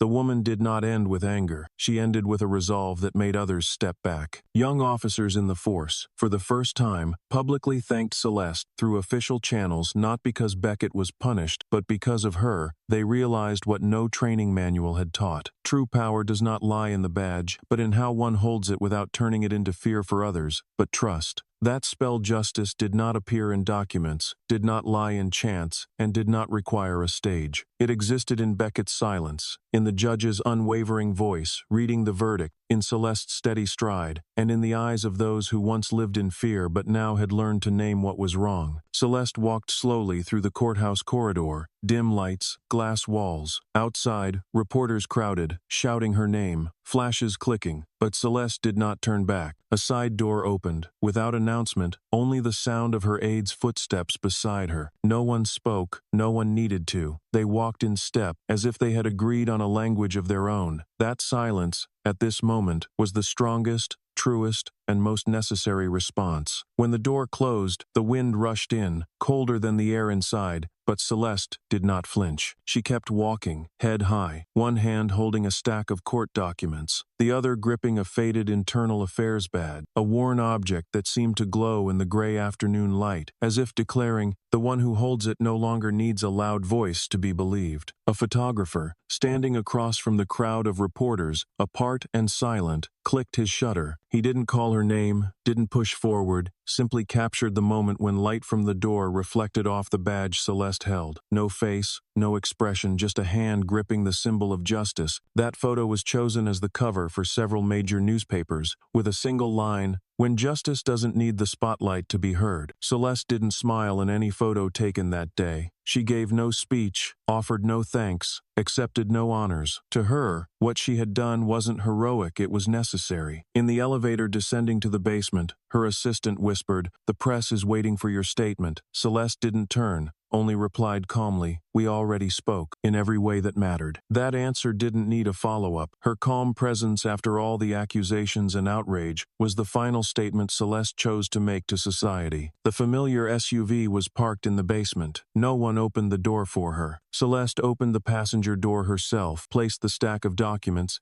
and the badge into the center tray. She paused for a few seconds, eyes on the scratched silver surface of the badge. To her, it no longer symbolized authority, but served as a reminder that the one who holds it is the first to be questioned when the line is crossed, and Celeste knew she wouldn't be the last to bear that role. But after the Beckett trial, those who came after would understand. Victory isn't making someone fall, it's making those who once turned away turn back and face the truth. Across social media platforms, the final video of Celeste wasn't from the courtroom, but of her walking through the hallway, the badge reflecting light in her hand. People shared the clip without music, without hashtags, without sentimental captions, just a few short lines. One post read, "This is how someone walks when they don't need applause to win." In the comments, someone replied, "Because she didn't smile, we could finally see who needed to bow their head." And that post spread without promotion, the way Celeste always chose to move through everything quietly, directly, and in a way no one could ignore.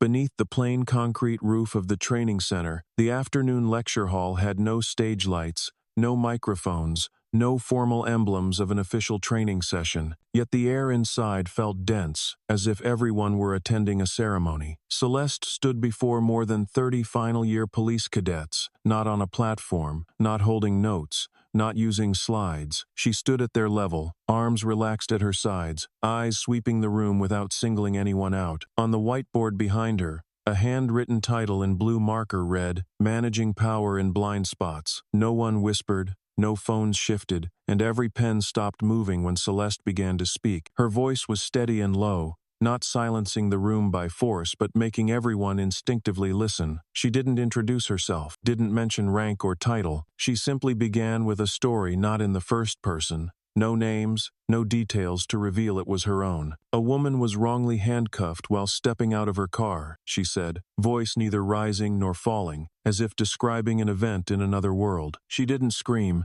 didn't resist, didn't beg. She stayed silent because she knew that when a system fails to recognize its mistakes, the more you speak, the more it denies. The slanted light of late afternoon fell across young faces in the room. Some sat upright as if struck by something. Others tilted their heads slightly, brows furrowed, trying to absorb more deeply what they were hearing. The room no longer felt like a classroom. It felt like a moment of awakening. Celeste kept her tone unchanged. When someone is humiliated not because of their behavior, but because of their skin, their gender, their posture, then an apology should not be the first thing to think of. The first thing should be, how did this happen? And no one in the room stopped. She didn't have to stress any word, each carried its own weight. A few nodded quietly, and some looked uncertain. A male cadet in the middle row raised his hand, speaking in a low voice. "Ma'am, how do we tell the difference between a professional reaction and personal bias?" Celeste paused for a few seconds, not avoiding, not rushing. She walked to the whiteboard and wrote slowly, each word clear. When you act on a feeling, ask yourself, do I feel this way with everyone, or just with certain kinds of people? Then she turned back and looked directly at him. If that same behavior came from a white man in a suit, would you be as suspicious as you are of a man of color in a hoodie? No one answered, and there was no need to. The way the room fell completely silent was the most important part of the lesson. Celeste gave a slight nod, her gaze neither accusing nor sympathetic, simply saying, "Good, you're starting to listen with more than your ears. From today on,"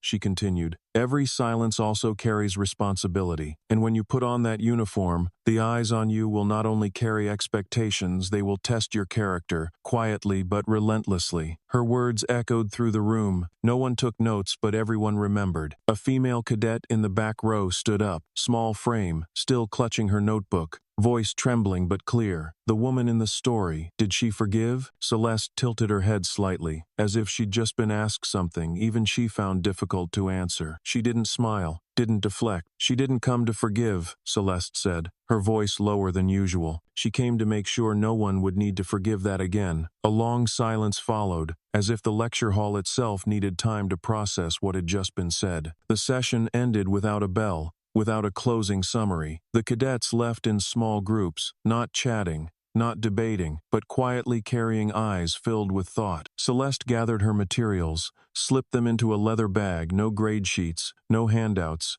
no slide printouts. She knew that if the lessons held any real value, they wouldn't need to be reprinted, replayed, or forced into memory. She stepped into the hallway outside the lecture hall, its bare concrete lined with angled sunlight through tall windows. A breeze passed, brushing her sleeve, tracing a soft line across the cold architecture. Behind her, on the whiteboard, the phrase, "Managing Power in Blind Spots," remained untouched, not erased, not replaced with any formal title. The final question came as she neared the door, light as smoke but instantly silencing the room. A cadet from the middle row, thin white shirt creased at the elbows, still holding his pen, spoke up. "Is she still in internal affairs?" No one pointed. No one needed to say who she was. Everyone understood, and every gaze turned towards Celeste, not out of curiosity, but as if seeking confirmation for something they already believed. Celeste's expression didn't change. She didn't turn back, only lifted her eyes slightly and replied, "I think she still is." That answer landed like a small stone on the surface of a lake. No splash, no noise, but ripples spreading wide. Her voice was low enough to feel quietly certain, and soft enough not to sound self-important. No one asked anything more. No one dared to smile. The whole class understood that for someone like her, the work didn't end in an office and wasn't confined to orders on paper. Internal affairs sometimes meant keeping yourself from being drowned by the very system you're trying to fix. Sometimes it didn't mean chasing down who was wrong, but trying to keep the system from imploding through indifference. A female cadet quickly bowed her head to jot something down. The cadet who had asked the question remained still, pen unmoving, eyes looking far ahead. In those eyes, there was motion. Not quite emotion, not admiration, but a kind of awareness being formed slowly, but surely. On her way out of the training center, Celeste received a simple farewell from a cadet standing near the door. "Thank you for coming." She nodded, gaze calm but firm. She didn't say, "You're welcome," and didn't respond with, "I was just doing my job." She knew those phrases had been used to the point of emptiness. Inside, she felt tired, but there was a clear sense of peace, a peace that came from knowing she hadn't stayed silent. And for Celeste, that was enough to make everything worth it. Outside the lecture hall, the afternoon sun had softened. Wind swept through the empty corridors, carrying bits of dust and the scent of old paper from the nearby library. A few people passed without recognizing her. A few did, but didn't speak. Celeste didn't need acknowledgement. She wasn't waiting for someone to declare that she had been right. She understood that real worth didn't come from winning a trial or making someone bow their head. It came from staying whole, not broken, not hardened, not warped, while surrounded by a system that once tried to consume her with silence, contempt, accusations, and even laughter. As she stepped through the training center gate, a black SUV pulled up. The driver, a longtime internal affairs officer, gave a small nod. No words needed. Celeste opened the door and took her seat in the back. The silver badge still sat in the outer pocket of her jacket, catching a bit of the last light. On her lap was a new file, a handwritten complaint from a small town several hundred miles away. The ink was blue. "I think we have another case like Beckett." She read it without sighing. She wasn't exhausted, but neither was she under any illusions. The only thing that kept her going was the belief that as long as one person remembers why they started, no place is beyond hope. And Celeste was still doing the work, not for a title, not for orders, but because somewhere, there would always be someone next who needed to be protected from the kind of twisted power she once faced and survived to tell about.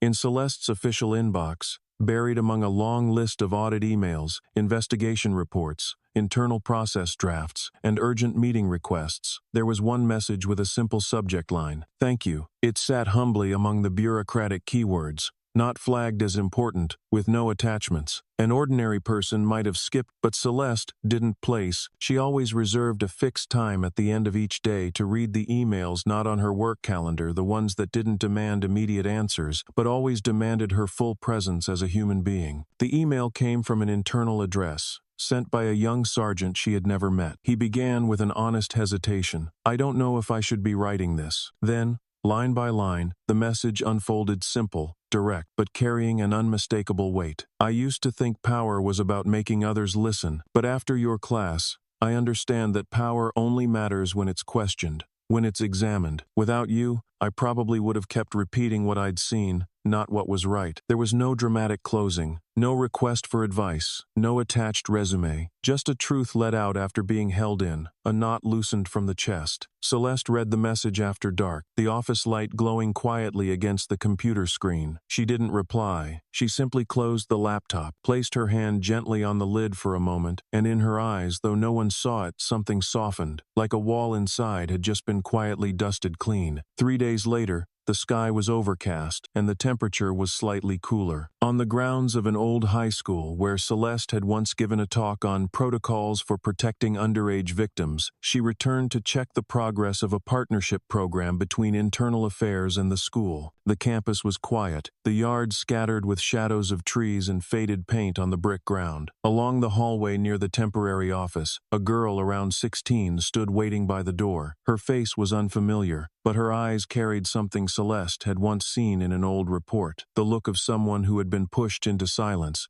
but had not forgotten. The girl spoke very softly, voice barely above a whisper, as if afraid to hear herself. A while ago, a police officer yelled at me and said if I kept recording, I'd have a juvenile record. Celeste nodded gently, didn't ask for the officer's name, didn't press for the full story. She knew the girl wasn't there to accuse, but to release. The girl continued, I didn't know who you were then, just saw you getting out of a car in handcuffs. But you didn't look scared. Today I found out you were the one who stopped it. There was no need to mention Beckett, no need to recall the interrogation, the trial, or the flash of press cameras. Between them, the connection wasn't built on timelines, but on a fear that once had no name and the presence that unknowingly saved a part of someone's remaining trust. Celeste invited the girl into the temporary office, a small room with old glass windows, a rough wooden desk, and a ceiling fan that hummed softly. She poured water, set the glass in front of the girl, then sat down without pulling out any documents. There was no lecture, no consultation session. No role except that of someone who had once stood up and was now listening to someone who had once been afraid. The girl spoke slowly, pauses. Each memory brought a thin layer of smoke that hadn't quite cleared, making her voice catch in her throat. She spoke of parents who didn't believe the police could be wrong, and friends who laughed when she said she was threatened,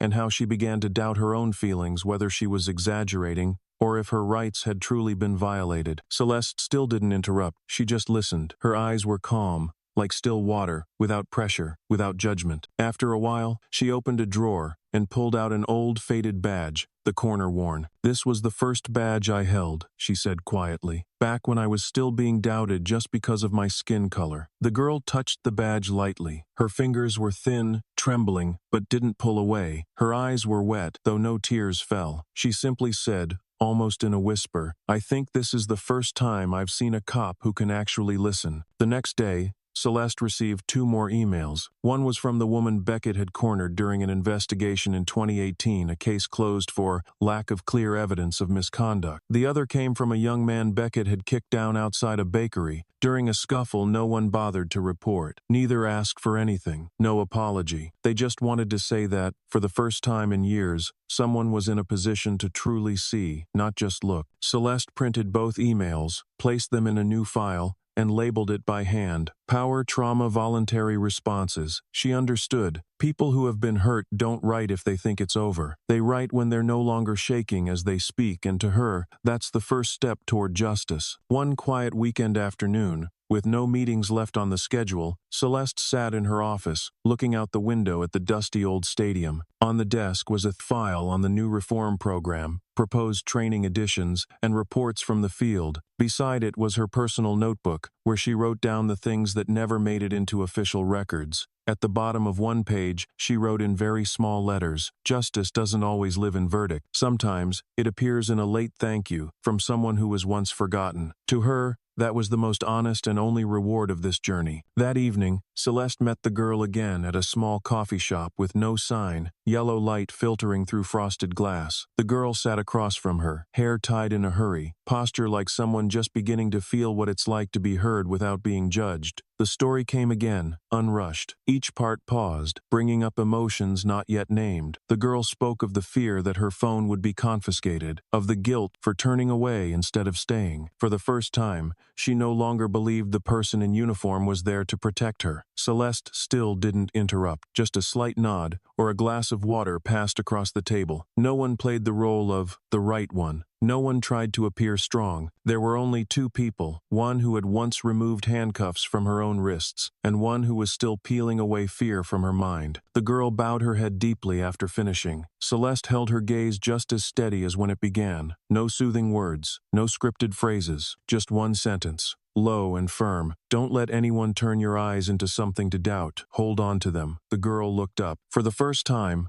no one asked her to forgive. No one advised her to move on like a slogan. It was just a reminder, timed right, brief, and printed deep like ink on memory. As if someone had finally acknowledged, the wounded gaze has a right to exist, without needing to be remade to be accepted. The conversation ended quietly. Celeste stood first, leaving behind a small note with an internal email address and a line handwritten below. "No need to reply, but if one day you need to keep telling it, I'll be there." The girl folded the note, tucked it into her wallet. No extra thanks, none needed. That moment wasn't the start of some inspiring story. It was a slice of real life between two people who had both been hurt in different ways by the same system. Celeste left the cafe, walking toward the SUV parked near the corner. She didn't rush to open the door. Standing by the white lane line under the street lamp, her shadow stretched long, straight, unshaken. She knew she couldn't change the entire system, but if even one person didn't have to turn their back on themselves, it meant something. On the drive home, her phone pinged with a new email, this time from a mother. Subject: "My daughter feels like a suspicious object after an unlawful body search." Celeste read it, starred it, and didn't rush to respond. She knew more emails like that would come, not because she was a symbol, but because in the silence that had lasted for years, too many people had been treated as threats simply for the color of their skin, the way they moved, or the way they dared to meet a gaze directly. That night, in the stillness of her late office, Celeste opened her notebook and added a new page. Not a report, not meant for anyone but herself. "Today, I signed no official document, but I removed a piece of fear from a child's eyes." The page would not be sent anywhere. It stayed in the drawer, alongside the things that never made it into campaigns, never made it to television, never earned applause. But that was the reason she still put on the uniform every morning. In that quiet, Celeste understood, not everyone needs a verdict to be seen. Sometimes, all they need is an unjudging look, a timely word, to know they are still whole, and that's enough to keep living without lowering their head. And that, still, is why she chooses to stay. Celeste sat in the small office at the end of the third-floor hallway, where sunlight had to pass through a faded gray curtain before it could reach the surface of the wooden desk, darkened with age. The room had no modern air conditioning, only the soft hum of a wall fan, and the smell of old paper, printer ink, and cold coffee. She sat there as always, unchanged in position, unchanged in furniture, with only one clear difference. On the desk was a handwritten letter, on cream-colored paper with slightly darkened edges, as if it had once been pressed between two books. Each line was sharp and deliberate, no corrections, like the conviction that had quietly built inside her throughout this turbulent season of transition. It was a letter of refusal, but not one that carried the tone of rejection, breakaway,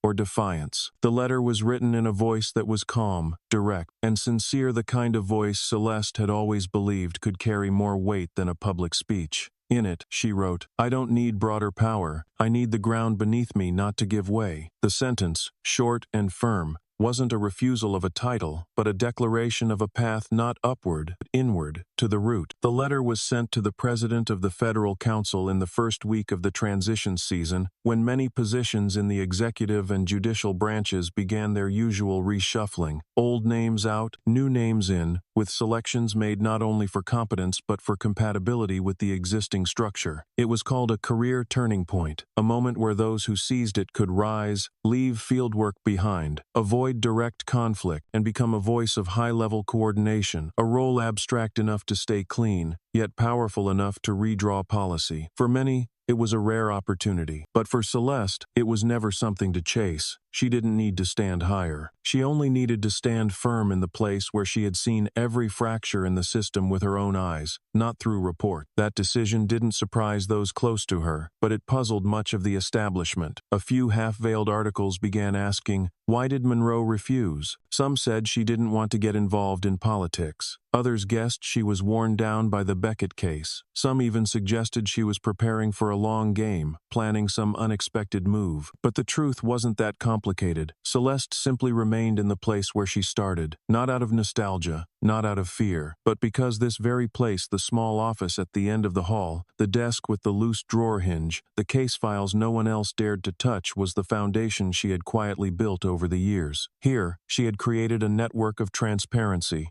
an independent investigation unit, and above all, an environment where those once cast aside could trust her with the truth. In the letter, she added, "Every time I get a message from a cadet saying they found the courage to speak up when something was wrong, I know I don't need any other title." It wasn't a moral declaration. It was the natural conclusion of someone who had chosen to stand beside the work, not to control it, but to keep it steady. That afternoon, after signing the letter and placing it in a thick envelope with an official seal, Celeste handed it to her assistant to be delivered. No added note, no final message. She stood, took her coat, and walked out of the office. Outside, the sky had shifted color, wind rushing through the old trees in the courtyard, yellow leaves falling onto the steps like periods at the end of a chapter. But Celeste didn't pause to take in the view. She walked to the back lot, where the weathered SUV still waited in its usual spot. On the way home, the radio played a news segment. Several young candidates are being nominated for national security coordination roles. She turned the volume down, letting the silence fill with unspoken thoughts. How many had chosen the smaller post to protect the greater value? How many had done the right thing without ever earning a headline? That evening, as she returned to her desk, her inbox lit up with a new message from the council president. It wasn't long. It didn't try to persuade. Just one simple line. "I understand." Below it was a digital signature and a quote from Eleanor Roosevelt. "The future belongs to those who believe in the beauty of their dreams." Celeste read it and smiled softly. Her dream had never been about power. Her dream began the day she was pulled over for no reason, saw the heavy look of a patrol officer as she stepped out, a young black woman, silent but unbowed. And over the years, that dream distilled into a single idea: let those who come after me never have to go through what I did. Celeste turned off the office lights. Only the hallway's dim glow spilled into the room. She closed the door with one hand, the other holding a new case file, a complaint from a small southern town about an improper body search. Tomorrow, she would open it, read every line, check every detail, and if needed, go there herself, just as she had since day one. Because sometimes, fixing a system doesn't mean climbing higher. It means staying rooted in the place you know best, the place where every finger can touch the source of the damage, where every step can help someone find their way back. And that's why she stayed, not to rise, but to keep the ground from cracking one more time. The press printed excerpts from Celeste's handwritten letter on the front page. The italicized line was bolded: "I don't need broader power. I need the ground beneath me not to give way." Opinion columns analyzed it, praised it, and elevated it as a rare statement in an age when most words were reached for attention or ambition. They called it an insider's declaration of groundholding, a phrase that quickly spread across enforcement forums, administrative circles, and civil communities alike. It wasn't just a sentence. It was a model for leadership that knows when to move forward, when to step back, when to raise its head, and when to stay silent in order to act. While most public figures emerging from scandals tend to appear on talk shows, write memoirs, run for office, or become media consultants, Celeste did not appear in any interview. No emotional posts, no hashtags, no live streams, no personal campaigns to reshape the image of a hero. She simply returned to her old office, where the tiled floor still creaked with every step. She reviewed the backlog of files and kept processing complaints as if the Beckett trial had never happened. People in the building still saw her every day. They said hello. Some paused as if they wanted to say more, then didn't. Celeste didn't need respect. She didn't need sympathy. She only needed everything to return to the right place, not the old place, but the fair one that had been skewed for far too long. She continued unannounced field visits to local precincts, still the same approach: pose as a complainant, show up without notice, listen to new officers describe how they handled situations. Her questions weren't sharp like in a hearing room, but grounded, like someone who had been on both sides. What were you thinking at that moment? What did the person say that made you pause? If you were the one in the cuffs, would you want someone to speak up? Questions that seemed simple pushed listeners into deep self-reflection, no longer seeing justice as an order, but as an action that needed to be tested, questioned, and illuminated through the integrity of the one enforcing it. Celeste's new supervisor, the one who once opposed her for opening the Beckett file, admitted in a closed meeting, "I used to think she should move on, go higher, head to Central. But now I realize maybe she's been at the center all along." Not long after, the blind spots of power training sessions Celeste had designed became internal learning models in multiple states. No flashy logos, no catchy slogans. The materials carried only one small line at the bottom: compiled by IA Celeste Monroe. Those she had once investigated now sat through her lectures, not because they had to, because they believed. If anyone understood both sides, the one enforcing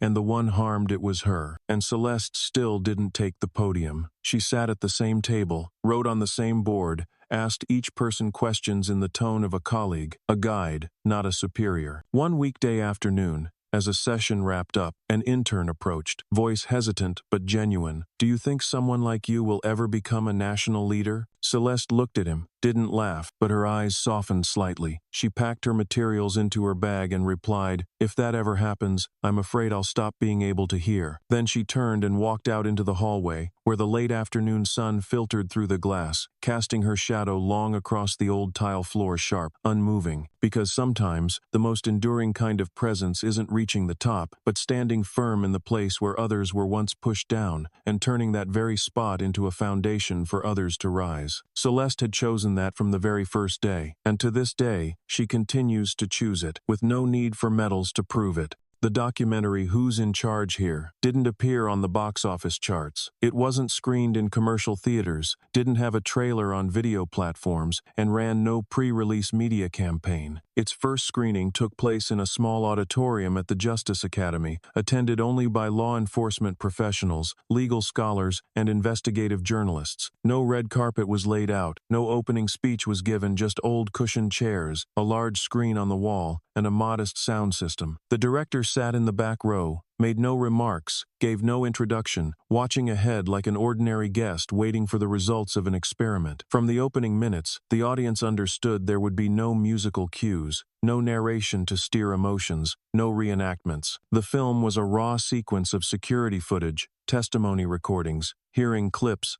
excerpts from internal reports, and images no one wanted to revisit. The tightened gaze of a victim, the moment Beckett snatched a handbag, the clank of handcuffs in the interrogation room, the empty hallway where he slammed his fists into the steering wheel as if to punch through it, releasing a fury that had nowhere left to go. No soundtrack, no post-color grading, no visual effects, just the truth, as unfiltered as it happened, leaving viewers with nowhere to hide from it. Celeste appeared in unedited clips, no makeup, no spotlight. She sat in an old interrogation room, fluorescent light casting a cold streak across her forehead. No words were emphasized, no moments edited for dramatic effect. She simply looked forward and spoke in a steady, clear, unwavering voice. "I was just the last one who could still push back." The sentence wasn't a heroic claim, it was a fact with no other explanation left. The audience held its breath. Some leaned forward, trying to catch a reaction on a face that gave little away. But what held their gaze wasn't expression. It was a conviction that didn't need performance. The film never answered its title, Who's in Charge Here, directly. But by the end, when the screen faded to black after Celeste's final words, when nothing remained but a single white line, "Fear and peace are not the same," the answer became clear. The one in charge isn't necessarily the one with the highest rank in the room. It's the one who can hold the line between enforcement and empathy, between pressure and choice. The film, by refusing to tell a story, told one of the most essential stories in modern justice, not through narration, but through silence. Critics called it a brutally honest cinematic experiment, a blow to the traditional documentary approach that often guides emotion like a staged play with act. In a rare interview afterward,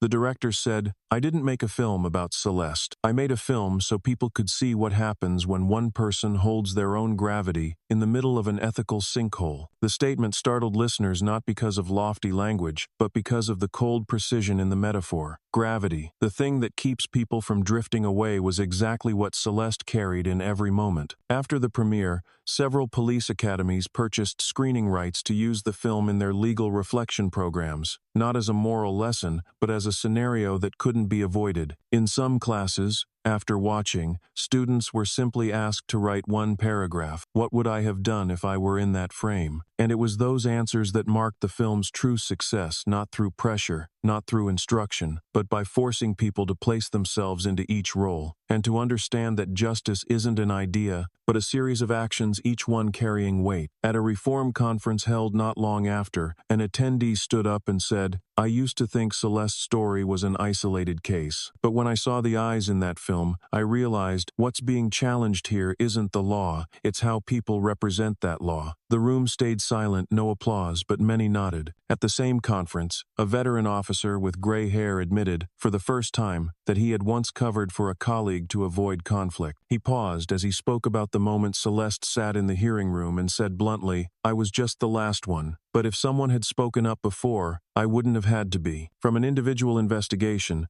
the Celeste Beckett case became a pivot point for examining the entire system. Who gets to stay? Who gets pushed out? Who chooses silence? Who holds their ground? Who enforces like a machine? And who dares to look directly at wrongdoing, without waiting for applause. Soon after, producers received a proposal to expand the project into a documentary series titled Authority and Limits, inspired by Celeste's story but not focused on her personal life or turning her into a symbol. The goal was to tell the stories of people like her, those with no viral clips, no media headlines, but who had endured and stood up at the right time. As for Celeste, when asked if she had seen the film, she just shook her head. I lived it. Now I let others watch and do their part of the thinking. No need to relive it, no need to perform. Because what she did wasn't meant to be remembered. It was meant to make sure others wouldn't have to repeat it. The moment that left the audience most silent was when Celeste stood before the hearing committee, not looking at the camera, not adjusting her voice, not trying to create an effect. Just one sentence. I don't want anyone to have to do what I did, ever again. No trembling voice. No tears, only a weight that didn't fall into emptiness. And because of that, emotion rose not from guidance, from witnessing a moment with no performance. Celeste wasn't standing there for sympathy. She stood to draw a line and then stepped away. The final frame had no music, no fade-out, no closing remarks from a host, just an image. Celeste turning away, her long black coat disappearing down a softly lit hallway, the meeting room lights dimming as if even the space understood it needed to stay silent. Viewers stayed in their seats. No applause. Some covered their faces with their hands. Others sat quietly for a long time, saying nothing, as if they needed a few more minutes to return to the ground after an internal collision. A young female officer, walking out of the screening room, told a reporter, "I thought I was watching a film about courage, but in the end, I realized it was a film about the cost of silence." The quote spread quickly across law enforcement forums. Some called it an ending with no drama, yet the sharpest impact. Others said it was the first time they'd seen silence take the shape of courage. Celeste never joined the film's promotion, gave no interviews, signed no books, and attended no media panels. On the day it officially aired on a national platform, she went to work as usual, only leaving 30 minutes early to take her mother to a doctor's appointment. No one asked about the film, but a small note had been quietly left on her desk. "I used to think strength was a voice. Thank you for showing me it can also be the moment you stop at the right time." Celeste folded it, placed it in her wallet, said nothing. From the final frame of the film to the journey beyond justice, Celeste never turned herself into a symbol. She kept just enough distance, not rising above, not hiding behind. And that is exactly what made the image of that woman standing in the room, saying she didn't want anyone to repeat what she had done, the most complete answer to the injustice the film exposed. She didn't say who was right or wrong, didn't name each act. She only spoke of consequences, and then stepped back, leaving the thinking to the viewer, those who had seen, and now had to choose a side, not between clear right and wrong, but between staying silent or speaking up. The story didn't end with applause, nor with a verdict. It ended with one step out of frame, and it was that very exit that made people keep looking longer,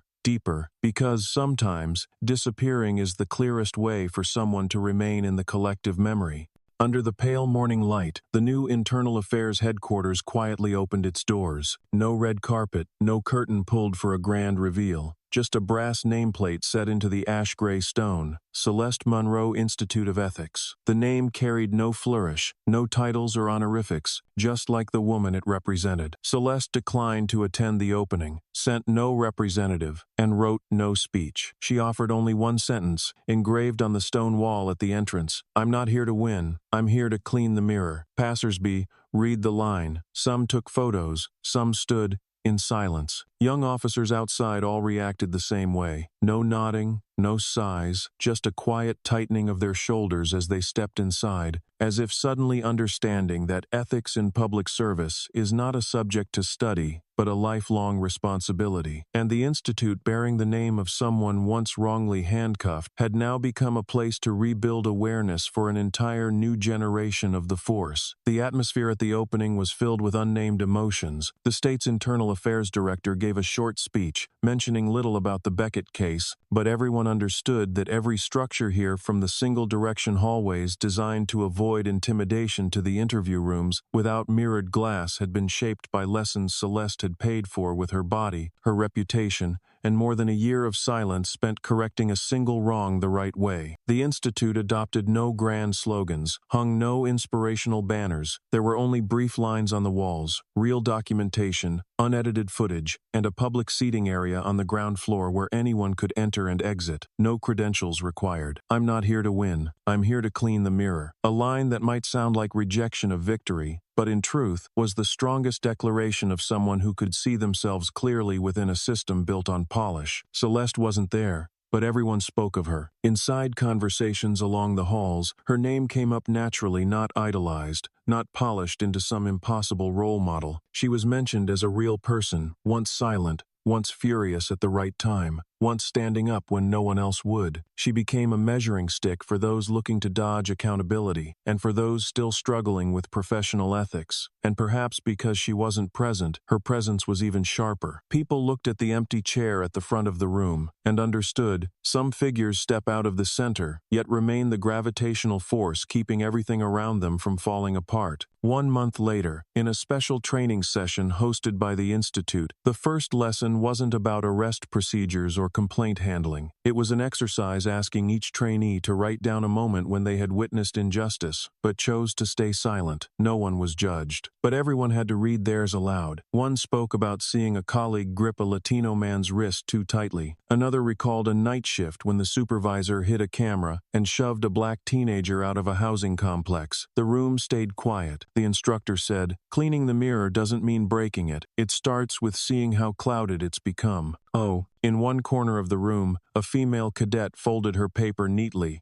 ending it with a line, "I used to think justice came from slogans, but now I understand it comes from those who choose to stand still in the right place." She didn't know that Celeste was the one who had edited the curriculum. Every word, every exercise had passed through her hands. No one knew where Celeste was at that moment. There were rumors she was working in a small regional oversight office, where cases were often overlooked because they didn't make headlines. But that no longer mattered, because this story didn't end with one person's disappearance. It opened through the continuation of those who understood that real change doesn't come from the spotlight, but from the actions no one sees. And so, the Celeste Monroe Institute of Ethics wasn't a monument, nor the end of a journey. It was a new straight line starting from a woman who was once wrongly handcuffed, who didn't shout, who only lifted her head and looked straight at the mistake, saying, "I don't need you to bow, I need you to stand up," with eyes that no longer look away. That wasn't a declaration, it was a direction. And now, it had become a quiet compass for those entering the profession, not to help them win, but to help them keep the mirror clean enough not to reflect the same long-hidden wrongs. Late one afternoon,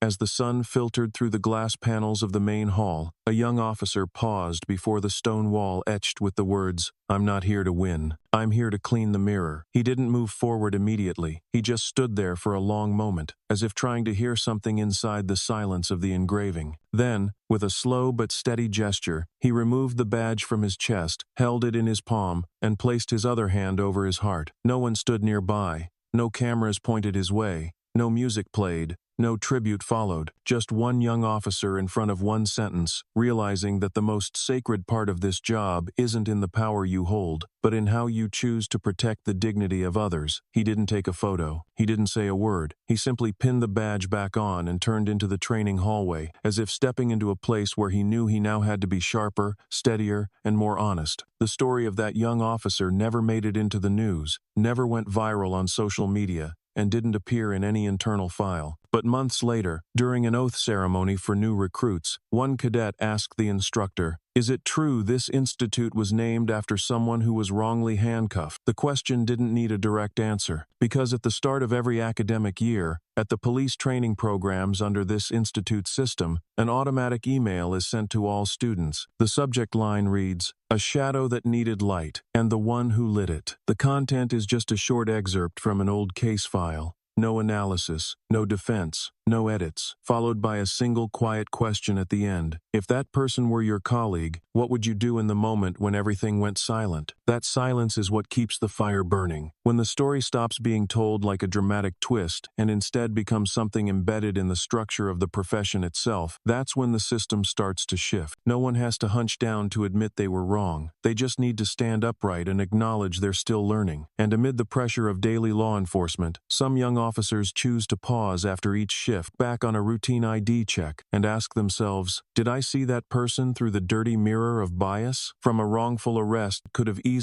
disappeared like thousands of others, Celeste never made herself the center. She turned down every award, refused to have her name placed on any board seat, and even declined a regional leadership nomination. But her name stayed not because of fame, but because of impact. People remember Celeste, not because she stood out, but because when everything went quiet, she stayed standing. She didn't chant slogans. She posed questions, then lived by them. And in the end, that was powerful enough to reshape how an entire generation is trained not to become the strongest, but to control the strength they already have. Years later, when the first graduating class of the Ethics Institute finished their training, one student stood up during the ceremony and said, "I used to think this field needed heroes, but now I believe it needs witnesses." No applause followed, but everyone stood when the student bowed and stepped down, because everyone understood that sometimes the most honorable thing a person can do is to witness injustice and not look away. This story, as Celeste once wrote, isn't an ending. It's a new straight line, direct and clear, but long. It asks people to walk it steadily, without swaying, without shouting, but also without falling silent. And most of all, it asks each person to keep their own mirror of ethics,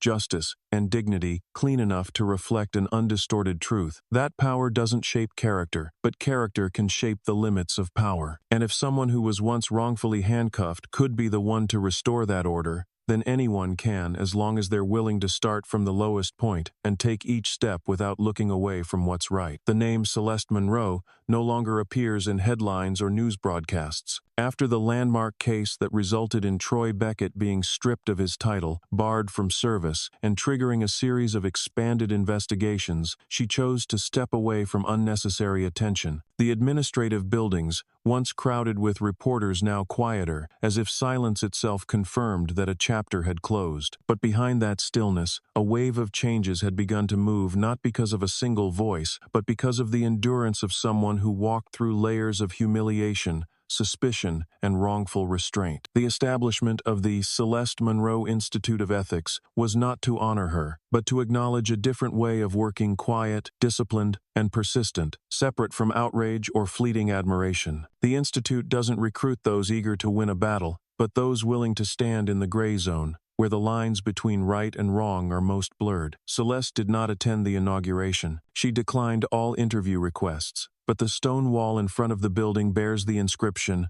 "I'm not here to win, I'm here to clean the mirror." A brief reminder strong enough to make a young officer remove his badge and place a hand over the spot where responsibility had once been dormant. Celeste's life afterward wasn't recounted through accolades or speeches. She didn't appear on television, nor was she seen in political campaigns. But every year, an email is still sent out from police training academies bearing the familiar subject line, "A shadow that needed light, and the one who lit it." The young recipients of that email may have never met her, may not know of the hearings or confrontational panels, but they will learn of how someone, once wrongfully handcuffed, once humiliated at the federal gates, compelled an entire system to re-examine itself. During a specialized seminar titled "Managing Power in Blind Spots," Celeste shared an unnamed story. There was someone who was wrongly cuffed. She stood up, not with anger, but with files, with evidence, and one simple sentence, "I don't need to shout, I'll sign." No applause followed, but afterward, a young trainee asked, "Is she still in internal affairs?" Celeste only smiled. "I think she still is." No more explanation was needed. Her presence in that classroom was proof enough. One thing few noticed is that after the Beckett case, many former victims began to speak out not because they felt stronger, but because they realized they could stand upright without being pushed down again. A girl once pulled out of a library because of her skin color. An elderly man once driven off a public bench for wearing an old army jacket. Each became a witness without needing to swear an oath. They existed, they remembered, and for the first time, they were heard the right way. One afternoon,